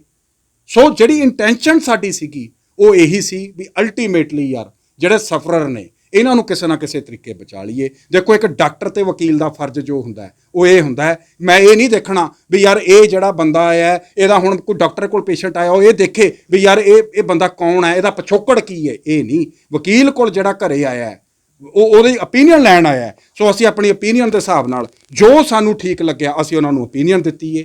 ਠੀਕ ਹੈ, ਇੰਟੈਂਸ਼ਨ ਸਾਡੀਆਂ ਬੜੀਆਂ ਕਲੀਅਰ ਨੇ ਇਹਨੂੰ ਰੱਦ ਕਰਾਉਣ ਦੀਆਂ। ਤੁਹਾਡੀਆਂ ਇੰਟੈਂਸ਼ਨ ਠੀਕ ਨੇ ਵੀ ਜਿਹੜੇ ਕਾਨੂੰਨ ਨੇ, ਖੇਤੀ ਵਿਰੁੱਧ ਜਿਹੜੇ ਕਾਨੂੰਨ ਹੁਣ ਬਣ ਚੁੱਕੇ ਨੇ ਉਹ ਰੱਦ ਕਰਵਾਏ ਜਾਣ, ਪਰ ਕਦੇ ਇਹ ਸੋਚਿਆ ਸੀ ਵੀ ਤੁਹਾਡੀ ਕ੍ਰੈਡੀਬਿਲਿਟੀ ਤੇ ਤੁਹਾਡੇ ਕਲਾਇੰਟ ਕਰਕੇ ਸ਼ੱਕ ਕੀਤਾ ਜਾਵੇਗਾ? ਨਹੀਂ, ਦੇਖੋ ਅਸੀਂ ਪੋਜ਼ਿਟਿਵ ਸੋਚਦੇ ਹਾਂ, ਠਾਕੁਰ ਸਾਹਿਬ ਬਹੁਤ ਪੋਜ਼ਿਟਿਵ ਸੋਚਦੇ ਹਾਂ। ਸਾਡੇ ਦੋਨਾਂ ਭਰਾਵਾਂ ਦਾ ਕੀ ਹੈ, ਸਾਡੇ ਕੋਲ ਕੋਈ ਕੇਸ ਆਵੇ ਅਸੀਂ ਉਹਨੂੰ ਪੋਜ਼ਿਟਿਵ ਲੈਂਦੇ ਹਾਂ। ਮੈਨੂੰ ਕੋਈ ਇਹਦੇ 'ਚ ਉਹ ਗੱਲ ਨਹੀਂ ਹੈਗੀ। ਸਾਡੇ ਕੋਲ ਦੇਖੋ ਜਿਹੜੀ ਇੱਕ ਕਿਸਾਨ ਯੂਨੀਅਨ ਆਈ ਉਹ ਕੰਮ ਕਿੱਦਾਂ ਕਰ ਰਹੀ ਹੈ, ਉਹ ਕਿਹੜੇ ਹਿੱਤ 'ਚ ਆਈ ਸੀ ਸਾਡੇ ਕੋਲ? ਉਹ ਸਾਡੇ ਕੋਲ ਆਈ ਸੀ ਕਿ ਸਾਡੇ ਨਾਲ ਆ ਧੱਕਾ ਹੋ ਰਿਹਾ, ਸਾਨੂੰ ਲੀਗਲ ਰੈਮਡੀ ਦੱਸੋ। ਪੋਜ਼ਿਟਿਵਲੀ ਆਈ। ਹੁਣ ਅਸੀਂ ਉਹਨਾਂ ਨੂੰ ਇਹ ਕਹਿ ਕੇ ਮੋੜ ਦਿੰਦੇ ਵੀ ਤੁਸੀਂ ਯਾਰ ਪਿੱਛੋਂ ਪਹਿਲਾਂ ਜਥੇਬੰਦੀਆਂ, ਕਿਉਂਕਿ ਕਾਨੂੰਨ 'ਚ ਇਦਾਂ ਦਾ ਕੁਝ ਲਿਖਿਆ ਹੀ ਨਹੀਂ। ਤੁਹਾਨੂੰ ਕਦੇ ਅਜਿਹਾ ਤਾਂ ਨਹੀਂ ਕਿਹਾ ਗਿਆ ਵੀ ਤੁਸੀਂ ਜਿਹੜੀ ਪਟੀਸ਼ਨ ਹੈਗੀ ਆ ਉਹ ਜ਼ਿਆਦਾ ਚੰਗੀ ਨਾ ਬਣਾਇਓ, ਇਹ ਕਮਜ਼ੋਰ ਰੱਖਿਓ, ਅਜਿਹੀ ਕੋਈ ਗੱਲ ਕਹੀ ਗਈ ਹੋਵੇ? ਕਿਉਂਕਿ ਸਵਾਲ ਲੱਖੋਵਾਲ ਸਾਹਿਬ ਤੇ ਉੱਠ ਰਹੇ ਨੇ, ਕਿਉਂਕਿ ਉਹਨਾਂ ਨੇ ਅਹੁਦੇ ਲਏ ਨੇ ਬਾਦਲ ਸਾਹਿਬ ਵੇਲੇ। ਦੇਖੋ ਸਾਡੇ ਕੋਲ ਕੋਈ ਇੱਕ ਕਲਾਇੰਟ ਵੀ ਜਦੋਂ ਹੁੰਦਾ ਹੈ ਨਾ ਠਾਕੁਰ ਸਾਹਿਬ, ਉਹ ਅਸੀਂ ਜੋ ਮਰਜ਼ੀ, ਜਦੋਂ ਅਸੀਂ ਆਪਣੇ ਕੰਮ ਤੇ ਬੈਠਦੇ ਹਾਂ, ਸਾਡੀ ਇੱਕ ਲੀਗਲ ਟੀਮ ਬੈਠਦੀ ਹੈ, ਤਾਂ ਉਹਨੇ ਕਦੀ ਵੀ ਡਾਕਟਰ ਕਦੀ ਵੀ ਇਹ ਸੋਚ ਕੇ ਆਪਰੇਸ਼ਨ ਕਰੇ ਯਾਰ ਇਹਨੂੰ ਮਾਰ ਦਈਏ, ਇਹ ਨਾ ਬਚਾਈਏ, ਇਹ ਕਦੀ ਸਾਡੇ ਹੱਥੋਂ ਇਹ ਪਾਪ ਨਾ ਕਦੀ ਹੋਣਾ, ਨਾ ਆਪਾਂ ਕਦੀ ਸੋਚਿਆ ਤੇ ਨਾ ਆਪਾਂ ਕਦੀ ਕਰਾਂਗੇ। ਜੇ ਠਾਕੁਰ ਸਾਹਿਬ ਉਹ ਸਾਡੇ ਕੋਲ ਆ ਕੇ ਕੋਈ ਯੂਨੀਅਨ, ਕੋਈ ਐਸੋਸੀਏਸ਼ਨ ਐਦਾਂ ਦੀ ਗੱਲ ਕਰੇਗੀ ਤਾਂ ਅਸੀਂ ਉਹ ਕੇਸ, ਬੀਇੰਗ ਏ ਫਾਰਮਰ, ਸਾਡਾ ਜਿਹੜਾ ਖੂਨ ਹੈ ਉਹ ਫਾਰਮਰਸ ਦਾ ਹੈ, ਅਸੀਂ ਉਹ ਕੇਸ ਕਦੀ ਵੀ ਕਿਸੇ ਕਚਹਿਰੀ 'ਚ ਪੁੱਟ ਅਪ ਨਹੀਂ ਕਰਾਂਗੇ। ਤੇ ਨਾ ਹੀ ਕੋਈ ਲੱਖੋਵਾਲ ਸਾਹਿਬ, ਉਹਨਾਂ ਨੇ ਸਾਨੂੰ ਆਉਂਦਿਆਂ ਸਰ ਇੱਕੋ ਗੱਲ ਕੀਤੀ ਕਿ ਬੈਸਟ ਦੇਖੋ ਜੀ, ਇਹਦੀ 4 ਦਿਨ ਦੀ ਜਗ੍ਹਾ ਤੇ 5 ਦਿਨ ਲਾਓ। 3 ਵਾਰੀ ਅਸੀਂ ਪਟੀਸ਼ਨ ਭੇਜੀ, ਉਹਨਾਂ ਨੇ ਸੋਧ ਕੇ ਪੜ੍ਹੀ। ਸੋ ਕਿਤੇ ਵੀ ਆਪਾਂ ਆਪਣੀ ਬੈਸਟ ਐਫਰਟ ਕੀਤੀ, ਉਹਨਾਂ ਤੋਂ ਸਹਿਯੋਗ ਮਿਲਿਆ, ਸਭ ਕੁਝ ਪੋਜ਼ਿਟਿਵ ਸੀ। ਚਲੋ ਕਈ ਚੀਜ਼ਾਂ ਹੁੰਦੀਆਂ ਨੇ ਵੀ ਆਪਾਂ ਸਾਰੇ ਇਕੱਠੇ ਲੈ ਕੇ ਚੱਲਦੇ ਹਾਂ, ਹਨਾ, ਉਹ ਤਾਂ ਚਲੋ ਲੇਕਿਨ ਮੌਕਾ ਮੇਰੇ ਖਿਆਲ 'ਚ ਗਲਤ ਸੀ। ਲੱਖੋਵਾਲ ਸਾਹਿਬ ਨੂੰ ਹੁਣ ਇਸ ਕਰਕੇ ਜਾਂ ਉਹਨਾਂ ਦੀ ਯੂਨੀਅਨ ਨੂੰ ਇਸ ਕਰਕੇ ਸਸਪੈਂਡ ਵੀ ਕੀਤਾ ਗਿਆ। ਹੁਣ 31 ਜੋ 30 ਰਹਿ ਗਈਆਂ ਨੇ। ਮੇਰਾ ਭਾਈ ਸਵਾਲ ਇਹੀ ਸੀ, ਜਿਵੇਂ ਭਾਜੀ ਨੇ ਕਿਹਾ ਵੀ ਕਿਸੇ ਆਪਰੇਸ਼ਨ ਥੀਏਟਰ ਦੇ ਵਿੱਚ ਬੰਦਾ ਕ੍ਰਿਟੀਕਲ ਪਿਆ ਹੈ, ਡਾਕਟਰ ਕੋਲ ਤੁਸੀਂ ਲਿਆਏ ਹੋ, ਡਾਕਟਰ ਦਾ ਬਸ ਸ਼ਕਲ ਦਿਖਾ ਕੇ ਤੁਸੀਂ ਉਹਨੂੰ ਫਿਰ ਵਾਪਸ ਲਿਆਏ ਹੋ। ਹੋਇਆ ਤੁਹਾਡੇ ਨਾਲ ਵੀ ਕੁਝ ਇੱਦਾਂ ਹੀ ਹੈ ਵੀ ਤੁਹਾਡੇ ਕੋਲੋਂ ਪਰਚੀ ਤਾਂ ਕਟਵਾ ਲਈ, ਲੇਕਿਨ ਪਰਚੀ ਕਹਿੰਦਾ ਮਤਲਬ ਪਟੀਸ਼ਨ ਤਾਂ ਲਿਖਵਾ ਲਈ, ਪਰ ਉਹ ਜਦੋਂ ਵਾਪਸ ਲੈਣ ਨੂੰ ਕਿਹਾ ਗਿਆ ਉਦੋਂ ਤੁਹਾਡੇ ਦਿਲ ਵਿੱਚ ਕੀ ਆਇਆ ਵੀ ਜਾਂ ਤਾਂ ਉਹ ਡੋਲ ਗਏ ਜਾਂ ਤੁਹਾਡੇ ਤੇ ਵਿਸ਼ਵਾਸ ਨਹੀਂ ਰਿਹਾ? ਨਹੀਂ, ਸਾਡਾ ਤਾਂ ਠਾਕੁਰ ਸਾਹਿਬ ਸਾਡੀ ਤਾਂ ਸਿੱਧੀ ਗੱਲ ਸੀਗੀ ਕਿ ਦੇਖੋ ਪਹਿਲੀ ਗੱਲ ਤਾਂ ਇਹ ਹੈਗੀ ਕਿ ਜਦੋਂ ਸਾਡੇ ਕੋਲ ਇੱਕ ਚੀਜ਼ ਤਾਂ ਐਡਮਿਟਡ ਸੀਗੀ ਜੀ ਕਿਉਂਕਿ ਇਹ ਜੇਕਰ ਤੁਹਾਡੇ ਲਫ਼ਜ਼ਾਂ 'ਚ ਆਪਾਂ ਡਾਕਟਰਸ ਦੇ ਲਫ਼ਜ਼ਾਂ 'ਚ ਗੱਲ ਕਰ ਲਈਏ ਤਾਂ ਕੇਸ ਤਾਂ ਕ੍ਰਿਟੀਕਲ ਸੀ ਕਿਉਂਕਿ ਦੇਖੋ ਲੋਅਰ ਹਾਊਸ ਅਪਰ ਹਾਊਸ ਫਿਰ ਮਾਨਯੋਗ ਪ੍ਰੈਜ਼ੀਡੈਂਟ ਫਿਰ ਅਫੀਸ਼ੀਅਲ ਗਜ਼ਟ ਤਾਂ ਇਹ ਗੱਲ ਸੀਗੀ ਵੀ ਕ੍ਰਿਟੀਕਲ ਪੋਜੀਸ਼ਨ ਦੇ ਵਿੱਚ ਜੇਕਰ ਸਾਡੇ ਕੋਲ ਆਇਆ ਸੀ ਪੇਸ਼ੈਂਟ ਤਾਂ ਡਾਕਟਰ ਦਾ ਫਰਜ਼ ਹੁੰਦਾ ਵੀ ਉਹਦਾ ਪ੍ਰੋਪਰਲੀ ਉਹਦਾ ਡਾਇਗਨੋਸ ਕੀਤਾ ਜਾਵੇ ਉਹਦੇ ਅਖੀਰਲੇ ਸਾਹਾਂ ਤੱਕ ਉਹਦੀ ਬਕਾਇਦਾ ਨੂੰ ਜੋ ਵੀ ਕਰ ਸਕਦਾ ਬੈਸਟ ਐਫਰਟ ਉਹ ਕਰੇ। ਸੋ ਅਸੀਂ ਬੀਇੰਗ ਏ ਫਾਰਮਰ ਮੈਂ ਇੱਥੇ ਇਹ ਗੱਲ ਠਾਕੁਰ ਸਾਹਿਬ ਤੁਹਾਡੇ ਚੈਨਲ ਰਾਹੀਂ ਕਹਿਣਾ ਚਾਹੁੰਦਾ ਕਿ ਸਾਨੂੰ ਲੱਖੋਵਾਲ ਸਾਹਿਬ ਨੇ ਇਹ ਵੀ ਆਪਸ਼ਨ ਦਿੱਤੀ ਸੀ ਵੀ ਘੁੰਮਣ ਸਾਹਿਬ ਤੁਹਾਡੀ ਜੋ ਲੀਗਲ ਫੀਸ ਹੋਏਗੀ ਸਾਡੀ ਵੱਲੋਂ ਉਹ ਪੇ ਕੀਤੀ ਜਾਏਗੀ। ਅਸੀਂ ਇਸ ਕੇਸ ਦੇ ਵਿੱਚ ਅਸੀਂ ਕਲੀਅਰ ਦੱਸਤਾ ਸੀ ਵੀ ਸਾਡਾ ਫਾਰਮਰਸ ਦਾ ਮਸਲਾ ਹੈ, ਇਹ ਸਾਡਾ ਆਪਣਾ ਘਰ ਦਾ ਮਸਲਾ ਹੈ। ਅਸੀਂ ਸਿੰਗਲ ਪੈਨੀ ਵੀ ਅਸੀਂ ਉਹਨਾਂ ਤੋਂ ਚਾਰਜ ਨਹੀਂ ਕੀਤੀ। ਤੇ ਦੂਜੀ ਗੱਲ ਹੁਣ ਤੁਹਾਡੀ ਮੈਂ ਦੂਜੀ ਗੱਲ ਦੇ ਉੱਪਰ ਆਵਾਂ। ਹਾਂ ਇੱਕ ਗੱਲ ਦੇ ਮਨ ਦੇ ਵਿੱਚ ਇੱਕ ਸਾਡੇ ਮਲਾਲ ਜਿਹੜਾ ਹੈ ਉਹ ਸਾਡੇ ਜ਼ਰੂਰ ਸਾਡੇ ਖੜਾ ਹੈ ਕਿਉਂਕਿ ਦੇਖੋ ਭਲਵਾਨ ਸੀ ਜਿਹਦੇ ਕਹਿੰਦੇ ਨਹੀਂ ਵੀ ਉਹ ਜਦੋਂ ਪਿੰਡ 'ਚ ਉਤਰਦਾ ਤਾਂ ਉਹ ਇੱਕ ਤਰੀਕੇ ਨਾਲ ਆਪਣੇ ਆਪ ਵਾਰਮ ਅਪ ਕਰਕੇ ਇੱਕ ਘੁਲਣ ਲਈ ਉਤਰਦਾ ਤਾਂ ਇੱਕ ਤੁਸੀਂ ਇਹ ਕਹਿ ਲਓ ਵੀ ਉੱਥੇ ਘੁਲਣ ਦਾ ਸਾਨੂੰ ਸਮਾਂ ਹੀ ਨਹੀਂ ਮਿਲਿਆ। ਔਰ ਦੂਜੀ ਗੱਲ ਮੈਂ ਇੱਕ ਚੀਜ਼ ਜ਼ਰੂਰ ਕਹਿਣੀ ਚਾਹੁੰਦਾ ਕਿ ਜਿਹੜੀ ਗੱਲ ਮੰਨ ਲਓ ਕਿਸੇ ਅਦਾਕਾਰ ਨੇ ਕ੍ਰੈਡੀਬਿਲਿਟੀ ਦੇ ਉੱਪਰ ਜਿਹੜਾ ਇੱਕ ਸਵਾਲ ਖੜਾ ਕੀਤਾ ਹੈ ਮੈਨੂੰ ਇਹ ਲੱਗਦਾ ਵੀ ਜਿਹੜੇ ਅਸੀਂ ਪੇਸ਼ੇ ਵਜੋਂ ਅਸੀਂ ਵਕਾਲਤ ਕਰਦੇ ਵਕੀਲ ਹਾਂ ਉਹ ਕਦੀ ਵੀ ਇਹ ਸਵਾਲ ਕਦੀ ਵੀ ਖੜਾ ਨਹੀਂ ਕਰੇਗਾ ਕਿਉਂਕਿ ਜਿਹੜਾ ਅਦਾਕਾਰ ਹੈ ਉਹਨੇ ਕਿਤੇ ਪੇਸ਼ੇ ਵਜੋਂ ਵਕਾਲਤ ਪਾਸ ਕੀਤੀ ਹੈ ਉਹ ਵਕਾਲਤ ਕਰਦਾ ਨਹੀਂ। ਔਰ ਨੰਬਰ 2 ਜਿਹੜੀ ਕ੍ਰੈਡੀਬਿਲਿਟੀ ਦੀ ਗੱਲ ਹੈ ਕ੍ਰੈਡੀਬਿਲਿਟੀ ਦੀ ਗੱਲ ਤਾਂ ਹੁੰਦੀ ਹੈ ਜੇਕਰ ਕੋਰਟ ਦੇ ਵਿੱਚ ਕਿਸੇ ਸਮੇਂ ਤੁਹਾਨੂੰ ਇਹ ਲੱਗੇ ਯਾਰ ਵੀ ਇਹ ਪਟੀਸ਼ਨ ਉਹਨਾਂ ਦੇ ਹੱਥ ਲੱਗ ਜਾਂਦੀ ਉਸ ਪਟੀਸ਼ਨ ਨੂੰ ਗੋ ਥਰੂ ਕਰਦਾ ਉਹਦੇ 'ਚ ਉਹ ਕੁਛ ਸਾਡੇ ਕੋਈ ਲੂਪ ਹੋਲਸ ਕੱਢਦਾ ਜਾਂ ਸਾਡੀ ਪਟੀਸ਼ਨ ਨੂੰ ਪ੍ਰੂਵ ਕਰਦਾ merely on the basis of the apprehensions ਵੀ ਮੈਨੂੰ ਇੱਕ ਖਦਸ਼ਾ ਕਹਿ ਕੇ ਤੁਸੀਂ ਇੱਕ ਇਸ ਲੈਵਲ ਦਾ ਬਲੇਮ ਕਰ ਦੇਣਾ ਮੈਂ ਇਹਨੂੰ ਸਿਰੇ ਤੋਂ ਇਹਨੂੰ ਮੈਂ ਕੰਡੈਮ ਕਰਦਾ। ਔਰ ਨੰਬਰ 2 ਮੈਂ ਗੱਲ ਕਰਦਾ ਠਾਕੁਰ ਸਾਹਿਬ ਮੇਰੀ ਤੇ ਬ੍ਰਦਰ ਦੀ ਹੁਣ ਤੱਕ ਸਾਡੀ 13 ਸਾਲ ਦੀ ਵਕਾਲਤ ਹੈ। ਜੇਕਰ ਤੁਸੀਂ ਮੈਨੂੰ ਇਹ ਗੱਲ ਦੱਸੋ ਇਹ ਇੱਕ ਐਡਾ ਵੱਡਾ ਮਸਲਾ ਸੀ ਵੀ ਜੇਕਰ ਅਸੀਂ ਜਾ ਕੇ ਮਾਨਯੋਗ ਸੁਪਰੀਮ ਕੋਰਟ ਆਫ ਇੰਡੀਆ ਤੋਂ ਅਸੀਂ ਇਹ ਜਾ ਕੇ ਸਟੇ ਕਰਵਾਉਂਦੇ ਜਾਂ ਅਸੀਂ ਬੇਲਾਂ ਨੂੰ ਅਸੀਂ ਕੈਂਸਲ ਕਰਵਾਉਂਦੇ ਤਾਂ ਸਾਡਾ ਜਿਹੜਾ ਦੋਵਾਂ ਭਰਾਵਾਂ ਦਾ ਨਾਮ ਸੀ ਉਹ ਸੁਨਹਿਰੀ ਅੱਖਰਾਂ 'ਚ ਲਿਖਿਆ ਜਾਣਾ ਸੀ। ਇਸ ਚੀਜ਼ ਦਾ ਸਾਨੂੰ ਵੀ ਪਤਾ ਸੀ ਵੀ ਜੇਕਰ ਅਸੀਂ ਜਾ ਕੇ ਇਸ ਕੇਸ ਨੂੰ ਕਿਤੇ ਅਸੀਂ ਵੀਕ ਪਟੀਸ਼ਨ ਤਿਆਰ ਕਰਕੇ ਜਾਂ ਅਸੀਂ ਨਹੀਂ ਉੱਤੇ ਪ੍ਰੋਪਰਲੀ ਅਸੀਂ ਪੁੱਟ ਅਪ ਕਰ ਸਕਦੇ। ਵੈਸੇ ਵਕੀਲ ਦੇ ਹੱਥ 'ਚ ਹੁੰਦਾ ਕੁਛ ਨਹੀਂ ਕਿਉਂਕਿ ਦੇਖਣਾ ਮਾਨਯੋਗ ਕੋਰਟਾਂ ਨਹੀਂ ਹੁੰਦਾ ਪਰ ਉਹ ਜੇਕਰ ਅਸੀਂ 1 ਮਿੰਟ ਲਈ ਡਿਸਮਿਸ ਕਰਾਉਂਦੇ ਜਾਂ ਉੱਥੇ ਕੁਛ ਨਾ ਕੁਛ ਅਸੀਂ ਐਡਵਰਸ ਆਰਡਰ ਕੋਰਟ ਕਰ ਦਿੰਦੀ ਤਾਂ ਇਸ ਚੀਜ਼ ਦਾ ਸਾਨੂੰ ਵੀ ਪਤਾ ਸੀ ਵੀ ਸਾਨੂੰ ਵੱਡੇ ਲੈਵਲ ਤੱਕ ਖਮਿਆਜਾ ਭੁਗਤਣਾ ਪਏਗਾ। ਤੇ ਸੈਕੰਡ ਇਹ ਵੀ ਸੀ ਵੀ ਸਾਡੇ ਫਾਰਮਰਸ ਦਾ ਕੇਸ ਜਿਹੜਾ ਘੱਟੋ ਘੱਟ ਸਾਡੇ ਹੱਥੋਂ ਅਸੀਂ ਉਸ ਕੇਸ ਨੂੰ ਨਾ ਹਾਰੀਏ। ਸੋ ਹੁਣ ਮੈਂ ਠਾਕੁਰ ਸਾਹਿਬ ਇੱਕ ਤੁਹਾਡੇ ਚੈਨਲ ਰਾਹੀਂ ਮੈਂ ਕਹਿਣਾ ਚਾਹੁੰਦਾ ਵੀ ਜਿੰਨੀਆਂ ਵੀ ਜਥੇਬੰਦੀਆਂ ਨੇ ਉਹ ਬ੍ਰਦਰ ਪਹਿਲਾਂ ਕਹਿ ਕੇ ਬੈਠੇ ਨੇ ਠਾਕੁਰ ਸਾਹਿਬ ਵੀ ਸਾਰੀਆਂ ਚੰਗਾ ਹੋਵੇ ਜੇਕਰ ਇੱਕ ਮੰਚ ਦੇ ਉੱਪਰ ਇਕੱਠੀਆਂ ਹੋਣ ਤੇ ਅਸੀਂ ਸਾਰੇ ਲੋਕ ਅਸੀਂ ਤੁਸੀਂ ਕਹੋ ਵੀ ਅਸੀਂ ਵਕੀਲ ਹਾਂ ਅਸੀਂ ਜਿਹੜੇ ਵੀ ਅਸੀਂ ਲਾਇਰਸ ਹੋਵਾਂਗੇ ਅਸੀਂ ਸਾਰੇ ਇਕੱਠੇ ਹੋ ਕੇ ਇਸ ਕੇਸ ਨੂੰ ਅਸੀਂ ਪੁੱਟ ਰਲ ਕੇ ਕੰਮ ਕਰਾਂਗੇ ਤੇ ਕੋਈ ਫਰੂਟਫੁਲ ਅਸੀਂ ਜਿਹੜਾ ਕਨਕਲੂਜਨ ਸਰਕਾਰ ਦਾ ਸਹਿਯੋਗ ਮੈਂ ਬਿਲਕੁਲ ਤੁਹਾਡੇ ਚੈਨਲ ਰਾਹੀਂ ਨਹੀਂ ਕਹਿਣਾ ਕਿ ਤੁਸੀਂ ਜੀ ਸਾਨੂੰ ਕਰੋ ਬਿਲਕੁਲ ਨਹੀਂ। ਜੋ ਵਕੀਲ ਤੁਹਾਡੀ ਕਮੇਟੀ ਪਾਸ ਕਰੇਗੀ ਉਹ ਭਾਵੇਂ ਸਾਡੇ ਤੋਂ ਸੀਨੀਅਰ ਹੈ ਤੇ ਭਾਵੇਂ ਜੂਨੀਅਰ ਹੈ ਅਸੀਂ ਸਰ ਤਣੋ ਮਣੋ ਦਾ ਸਹਿਯੋਗ ਕਰਾਂਗੇ from the core of heart. ਅਸੀਂ ਉਹਦੀਆਂ ਫਾਈਲਾਂ ਵੀ ਚੁੱਕਾਂਗੇ ਉਹਨੂੰ ਅਸਿਸਟ ਵੀ ਕਰਾਂਗੇ ਔਰ ਜਿੱਥੋਂ ਤੱਕ ਸਾਡੀ ਲੋੜ ਪਏਗੀ ਅਸੀਂ ਤਣ ਮਨ ਨਾਲ ਜਾਵਾਂਗੇ। ਕੋਈ ਇਹੋ ਜਿਹਾ ਸਵਾਲ ਨਹੀਂ ਵੀ ਹਾਂ ਜੀ ਅਸੀਂ ਵੀ ਕਰਨਾ ਹੈ ਨਾ ਠਾਕੁਰ ਸਾਹਿਬ ਬਿਲਕੁਲ। ਇੱਕ ਚੀਜ਼ ਮੈਂ ਠਾਕੁਰ ਸਾਹਿਬ ਜਾਂਦੇ ਮੈਂ ਕਹਿਣਾ ਚਾਹੁੰਦਾ ਜਿਹੜਾ ਮੈਨੂੰ ਥੋੜਾ ਜਿਹਾ ਉਸ ਚੀਜ਼ ਦਾ ਦੁੱਖ ਵੀ ਹੋਇਆ ਜੀ ਜਿੱਦਣ ਅਸੀਂ 5 ਅਕਤੂਬਰ ਨੂੰ ਮੈਂ 1-2 ਮਿੰਟ ਦਾ ਹੀ ਤੁਹਾਡੇ ਕੋਲ ਸਮਾਂ ਲੈਣਾ ਜਦੋਂ ਅਸੀਂ 5 ਅਕਤੂਬਰ ਨੂੰ ਅਸੀਂ ਜਾ ਕੇ ਕੇਸ ਦਾਇਰ ਲੱਗੇ ਕਰਨ ਤਾਂ ਤੁਸੀਂ ਕਹੋ ਵੀ ਉੱਥੇ ਕਿਉਂਕਿ 15-20 ਪਟੀਸ਼ਨਰ ਸੀਗੇ 15-20-25 ਸਾਡੇ ਆਲੇ ਦੁਆਲੇ ਈਵਨ ਜਿਹੜੀ ਪੁਲਿਸ ਸੀਗੀ ਦਿੱਲੀ ਦੀ ਮਤਲਬ ਇਸ ਹੱਦ ਤੱਕ ਲੈਵਲ ਪਹੁੰਚਿਆ। ਕਾਫੀ ਵੱਡੇ ਜਿਹੜੇ ਇੰਸਪੈਕਟਰ ਜਿਹੜੇ ਆਪਾਂ ਕਹਿ ਦਿੰਦੇ ਆ ਵਰਦੀਆਂ ਵਾਲੇ ਮੈਂ ਉਹਨਾਂ ਨੂੰ ਇੱਕ ਬੰਦੇ ਨੂੰ ਮੈਂ ਵਿੱਚ ਹੀ ਮੈਂ ਜਦੋਂ ਪੱਤਰਕਾਰ ਚੱਲ ਰਿਹਾ ਸੀ ਮੈਂ ਇੱਕ ਨੂੰ ਪੁੱਛਿਆ ਮੈਂ ਕਿਹਾ ਜੀ ਕੋਈ ਆਬਜੈਕਸ਼ਨ ਉਹ ਕਹਿੰਦੇ ਜੀ ਕੋਈ ਆਬਜੈਕਸ਼ਨ ਨਹੀਂ ਜੀ। ਠਾਕੁਰ ਸਾਹਿਬ ਤੁਸੀਂ ਵੇਖੋ ਜਦੋਂ ਅਸੀਂ ਇਹ ਸਾਰਾ ਕੁਝ ਹੋਣ ਤੋਂ ਬਾਅਦ ਸਪੈਸ਼ਲੀ ਉੱਥੇ ਘੱਟੋ ਘੱਟ 5-7-10 ਵੱਡੀਆਂ ਗੱਡੀਆਂ ਆ ਗਈਆਂ ਤਾਂ ਉਹਨਾਂ ਨੇ ਆ ਕੇ ਸਾਨੂੰ ਪੁੱਛਿਆ ਕਿ ਜੀ ਵੀ ਜਿਹੜੇ ਇਹ ਲੋਕ ਆਏ ਨੇ ਕੀ ਇਹਨਾਂ ਨੇ ਕਿਸੇ ਥਾਣੇ ਨੂੰ ਇਨਫੋਰਮ ਕੀਤਾ ਤਾਂ ਮੇਰਾ ਇੱਕ ਉਹਨਾਂ ਨੂੰ ਸਵਾਲ ਸੀ ਮੈਂ ਕਿਹਾ ਕੀ ਜਿਹੜੇ ਲਿਟੀਗੈਂਟਸ ਸੁਪਰੀਮ ਕੋਰਟ ਦੇ ਵਿੱਚ ਆਉਂਦੇ ਨੇ ਜਾਂ ਜਿਹੜੇ ਲੋਕ ਆ ਕੇ ਸੁਪਰੀਮ ਕੋਰਟ ਮਾਨਯੋਗ ਦੇ ਵਿੱਚ ਆਪਣੇ ਕੇਸ ਪਾਉਂਦੇ ਨੇ ਕੀ ਉਹ ਸਾਰੇ ਲੋਕ ਪਹਿਲਾਂ ਥਾਣੇ ਨੂੰ ਜਾ ਕੇ ਇਨਫੋਰਮ ਕਰਕੇ ਆਉਂਦੇ ਨੇ? ਨਹੀਂ ਆਪਣੇ ਦੇਸ਼ ਦੇ ਕਿਸੇ ਹਿੱਸੇ ਵਿੱਚ ਜਾਣ ਲਈ ਥਾਣੇ ਇਨਫੋਰਮ ਕਰਨ ਦੀ ਲੋੜ ਹੈਗੀ ਹੈ। ਬਿਲਕੁਲ ਅਸੀਂ ਉਹਨਾਂ ਨੂੰ ਸਵਾਲ ਪੁੱਛਿਆ ਔਰ ਦੂਜੀ ਗੱਲ ਮੈਂ ਉਹਨਾਂ ਨੂੰ ਕੀ ਕਲੀਅਰ ਸ਼ਬਦਾਂ ਦੇ ਵਿੱਚ ਕਿਹਾ ਮੈਂ ਕਿਹਾ ਜਿਹੜੇ ਇਹ ਲੋਕ ਆਏ ਨੇ ਇਹ ਪ੍ਰੋਟੈਸਟਰ ਨਹੀਂ ਹੈਗੇ ਐਜੀਟੇਟਰ ਨਹੀਂ ਹੈਗੇ। ਮੈਂ ਕਿਹਾ ਜੀ ਮੈਨੂੰ ਇੱਕ ਸਵਾਲ ਦਾ ਤੁਸੀਂ ਜਵਾਬ ਦਿਓ ਮੈਂ ਕਿਹਾ ਜੀ ਕੀ ਕਾਨੂੰਨ ਇਹ ਆਪਾਂ ਨੂੰ ਹਰੇਕ ਸਿਟੀਜ਼ਨ ਨੂੰ ਅਲਾਓ ਕਰਦਾ ਹੈ ਵੀ ਉਹ ਮਾਣਯੋਗ ਜਿਹੜੀ ਕੋਰਟ ਹੈ ਉਹਦੇ ਵਿੱਚ ਆ ਕੇ ਆਪਣਾ ਕੇਸ ਦਾਖਲ ਕਰ ਸਕਦਾ ਹੈ। ਔਰ ਮੇਰੀ ਤੇ ਬ੍ਰਦਰ ਦੀ ਕਿਸਾਨ ਤੇ ਵਿਚਾਰੇ ਉੱਥੋਂ ਸਾਡੇ ਜਿਹੜੀਆਂ ਜਥੇਬੰਦੀਆਂ ਸੀਗੀਆਂ ਉਹ ਨਿਕਲ ਗਈਆਂ ਸਾਨੂੰ ਘੱਟੋ ਘੱਟ 20 ਮਿੰਟ ਅਸੀਂ ਉਹਨਾਂ ਨੂੰ ਐਕਸਪਲੇਨੇਸ਼ਨ ਇਸ ਗੱਲ ਦੇ ਉੱਪਰ ਦਿੱਤੀ, ਕਿਉਂਕਿ ਉਸ ਤੋਂ ਬਾਅਦ ਫਿਰ ਵੱਡੇ ਲੈਵਲ ਦੇ ਜਿਹੜੇ ਆਫੀਸਰਸ ਸੀਗੇ ਉਹ ਆ ਗਏ। ਸੋ ਮੇਰੇ ਇਨ ਸ਼ਾਰਟ ਸ਼ਬਦਾਂ ਦੇ ਵਿੱਚ ਮੇਰੇ ਕਹਿਣ ਤੋਂ ਭਾਵ ਕੀ ਸੀ ਵੀ ਜਿਹੜੀ ਸੈਂਟਰ ਗਵਰਨਮੈਂਟ ਹੈ ਕਾਨੂੰਨ ਪਾਸ ਕਰਦੀ ਹੈ, ਤੁਸੀਂ ਇਹਨੂੰ ਜੇਕਰ ਆਪਾਂ ਸਟੋਰੀ ਦਾ ਕਰੈਕਸ ਕੱਢੀਏ, ਕਾਨੂੰਨ ਪਾਸ ਕਰਦੀ ਹੈ ਬਿਨਾਂ ਪੁੱਛਿਆ। ਜੇਕਰ ਕੋਈ ਬੰਦਾ ਉਸ ਕਾਨੂੰਨ ਨੂੰ ਚੈਲੰਜ ਕਰਨ ਜਾਂਦਾ ਹੈ ਤਾਂ ਉਹਨਾਂ ਦੇ ਵਕੀਲਾਂ ਨੂੰ ਵੀ ਤੇ ਉਹ ਜਿਹੜੇ ਫਾਰਮਰਸ ਨੇ ਉਹਨਾਂ ਨੂੰ ਉੱਥੋਂ ਦੀ ਜਿਹੜੀ ਲੋਕਲ ਪੁਲਿਸ ਹੈ ਉਹ ਸਵਾਲੀਆ ਨਿਸ਼ਾਨ ਖੜੇ ਕਰਦੀ ਹੈ। ਈਵਨ ਮੈਂ ਠਾਕੁਰ ਸਾਹਿਬ ਆਪਣੀ ਜ਼ਿੰਦਗੀ 'ਚ ਫਸਟ ਟਾਈਮ ਤੁਸੀਂ ਕਹ ਲਓ ਵੀ ਮੈਂ ਕਿਸੇ ਪੁਲਿਸ ਆਫੀਸਰਸ ਨੂੰ, ਦਿੱਲੀ ਦੀ ਪੁਲਿਸ ਨੂੰ ਮੈਂ ਫੇਸ ਕੀਤਾ ਤੇ ਮੈਂ ਉਹਨਾਂ ਦੇ ਜਿਹੜੇ ਜਵਾਬ ਸਨ ਉਹਨਾਂ ਨੂੰ ਮੈਂ ਇਸ ਤਰੀਕੇ ਨਾਲ ਜਵਾਬ ਦਿੱਤੇ ਵੀ ਉਸ ਤੋਂ ਬਾਅਦ ਉਹਨਾਂ ਨੂੰ ਵੀ ਜਸਟੀਫਾਈਡ ਲੱਗਿਆ ਵੀ ਇਹਨਾਂ ਦਾ ਬਿਲਕੁਲ ਠੀਕ ਹੈ। ਸੋ ਇੱਥੋਂ ਤੱਕ ਜਿਹੜੇ ਸਾਡੇ ਹਾਲਾਤ ਨੇ ਉਹ ਵਰਸ ਨੇ, ਪਰ ਫਿਰ ਵੀ ਅਸੀਂ ਉਹ ਸਾਰਾ ਕੁਝ ਅਸੀਂ ਫੇਸ ਕਰਨ ਨੂੰ ਤਿਆਰ ਹਾਂ। ਮੈਂ ਇੱਥੋਂ ਤੱਕ ਵੀ ਤਿਆਰ ਸੀ ਵੀ ਜੇਕਰ ਕੋਈ ਇਹਨਾਂ ਨੇ ਕਾਰਵਾਈ ਸਾਡੇ ਫਾਰਮਰਸ ਦੇ ਉੱਪਰ ਪਾਈ ਤਾਂ ਮੈਂ ਸਭ ਤੋਂ ਪਹਿਲਾਂ ਕਹਿਣਾ ਵੀ ਸਭ ਤੋਂ ਪਹਿਲਾਂ ਤੁਸੀਂ ਮੇਰੀ ਤੇ ਬ੍ਰਦਰ ਦੀ, ਸਾਡੇ ਦੋਵਾਂ ਭਰਾਵਾਂ ਦੀ ਅਰੈਸਟ ਕਰੋ। ਸੋ ਕਹਿਣ ਤੋਂ ਭਾਵ ਇਹ ਆ ਵੀ ਠਾਕੁਰ ਸਾਹਿਬ ਮੈਂ ਗੱਲ ਨੂੰ ਵਾਈਂਡ ਅਪ ਕਰਨੀ ਚਾਹੁੰਦਾ ਵੀ ਅਸੀਂ ਦੋਵੇਂ ਭਰਾ ਹਰ ਵੇਲੇ ਮੈਂ ਇਹ ਗੱਲ ਕਹਿਣਾ ਵੀ ਅਸੀਂ ਚਿੱਟਾ ਕੁੜਤਾ ਪਜਾਮਾ ਪਾਉਣ ਨੂੰ ਵੀ ਤਿਆਰ ਹਾਂ। ਅਸੀਂ ਤਿਆਰ ਹਾਂ ਆਪਣੇ ਫਾਰਮਰਸ ਦੇ ਲਈ ਅਖੀਰਲੇ ਦਮ ਤੱਕ ਅਸੀਂ ਇਸ ਲੜਾਈ ਨੂੰ ਅਸੀਂ ਲੜਦੇ ਹੀ ਰਹਾਂਗੇ। ਬਹੁਤ ਬਹੁਤ ਧੰਨਵਾਦ। ਵੈਸੇ ਚਿੱਟੇ ਕੁੜਤੇ ਪਜਾਮੇ ਵਾਲਿਆਂ ਕੋਲੋਂ ਤਾਂ ਲੋਕ ਪਹਿਲਾਂ ਹੀ ਬਹੁਤ ਦੁਖੀ ਨੇ, ਕਿਉਂਕਿ ਉਹਨਾਂ ਨੇ, ਜਿਵੇਂ ਭਾਜੀ ਨੇ ਵੀ ਕਿਹਾ ਹੈ, ਸਿਆਸਤਦਾਨਾਂ ਨੇ ਹੁਣ ਤੱਕ ਧਾਗੇ ਤਵੀਤਾਂ ਵਾਲਾ ਹੀ ਕੰਮ ਕੀਤਾ ਹੈ। ਕਿਸਾਨਾਂ ਦੇ ਦੁੱਖ ਤਕਲੀਫ ਦੀ ਕੋਈ ਪੱਕੀ ਦਵਾਈ ਲੱਭਣ ਦਾ ਕੰਮ ਕੀਤਾ ਹੀ ਨਹੀਂ। ਜਿਹੜੀਆਂ ਸਰਕਾਰਾਂ ਦੇ ਕੋਲ ਵਕੀਲਾਂ ਦੀ ਫੌਜ ਬੈਠੀ ਹੈ, ਉਹ ਕਿਉਂ ਆਪਣੇ ਵਕੀਲਾਂ ਨੂੰ ਨਹੀਂ ਕਹਿ ਰਹੀ ਵੀ ਕੋਈ ਹੱਲ ਕੱਢੋ, ਕੋਈ ਪਟੀਸ਼ਨ ਤਿਆਰ ਕਰੋ? ਦੂਜਾ ਸਵਾਲ, ਜਿਹੜੀਆਂ ਪਾਰਟੀਆਂ ਕਹਿੰਦੀਆਂ ਨੇ ਕਿ ਅਸੀਂ ਕਿਸਾਨ ਹਿੱਤ ਪਾਰਟੀਆਂ ਨੇ, ਸਾਡੀ ਪਾਰਟੀ ਕਿਸਾਨੀ ਵਿੱਚੋਂ ਨਿਕਲੀ ਹੈ, ਉਹਨਾਂ ਕੋਲ ਵਕੀਲ ਨਹੀਂ। ਆਪਣੇ ਜਦੋਂ ਰੈਲੀ ਉਹਨਾਂ ਦੀ ਕੈਂਸਲ ਹੁੰਦੀ ਹੈ ਤਾਂ ਉਹ ਰਾਤ ਨੂੰ ਵੀ ਕੋਟਾਂ ਖੁਲਵਾ ਕੇ ਰੈਲੀ ਦੇ ਲਈ ਪਰਮਿਸ਼ਨਾਂ ਲਈ ਆਪਣੇ ਵਕੀਲਾਂ ਨੂੰ ਭੇਜਦੇ ਨੇ। ਪਰ ਅੱਜ ਕਿਸਾਨ ਕਿੰਨੇ ਮਹੀਨਿਆਂ ਤੋਂ, ਕਿੰਨੇ ਸਮੇਂ ਤੋਂ ਧਰਨੇ ਤੇ ਬੈਠੇ ਨੇ। ਭੁੱਖਾ ਪਿਆਸਾ ਕਿਸਾਨ ਰੇਲਵੇ ਟਰੈਕਾਂ ਤੇ ਬੈਠਾ ਹੈ। ਅੱਜ ਉਹ ਕਿਸਾਨ ਹਿਤੈਸ਼ੀ ਪਾਰਟੀਆਂ ਜਾਂ ਉਹਨਾਂ ਦੇ ਵਕੀਲ ਕਿੱਥੇ ਨੇ?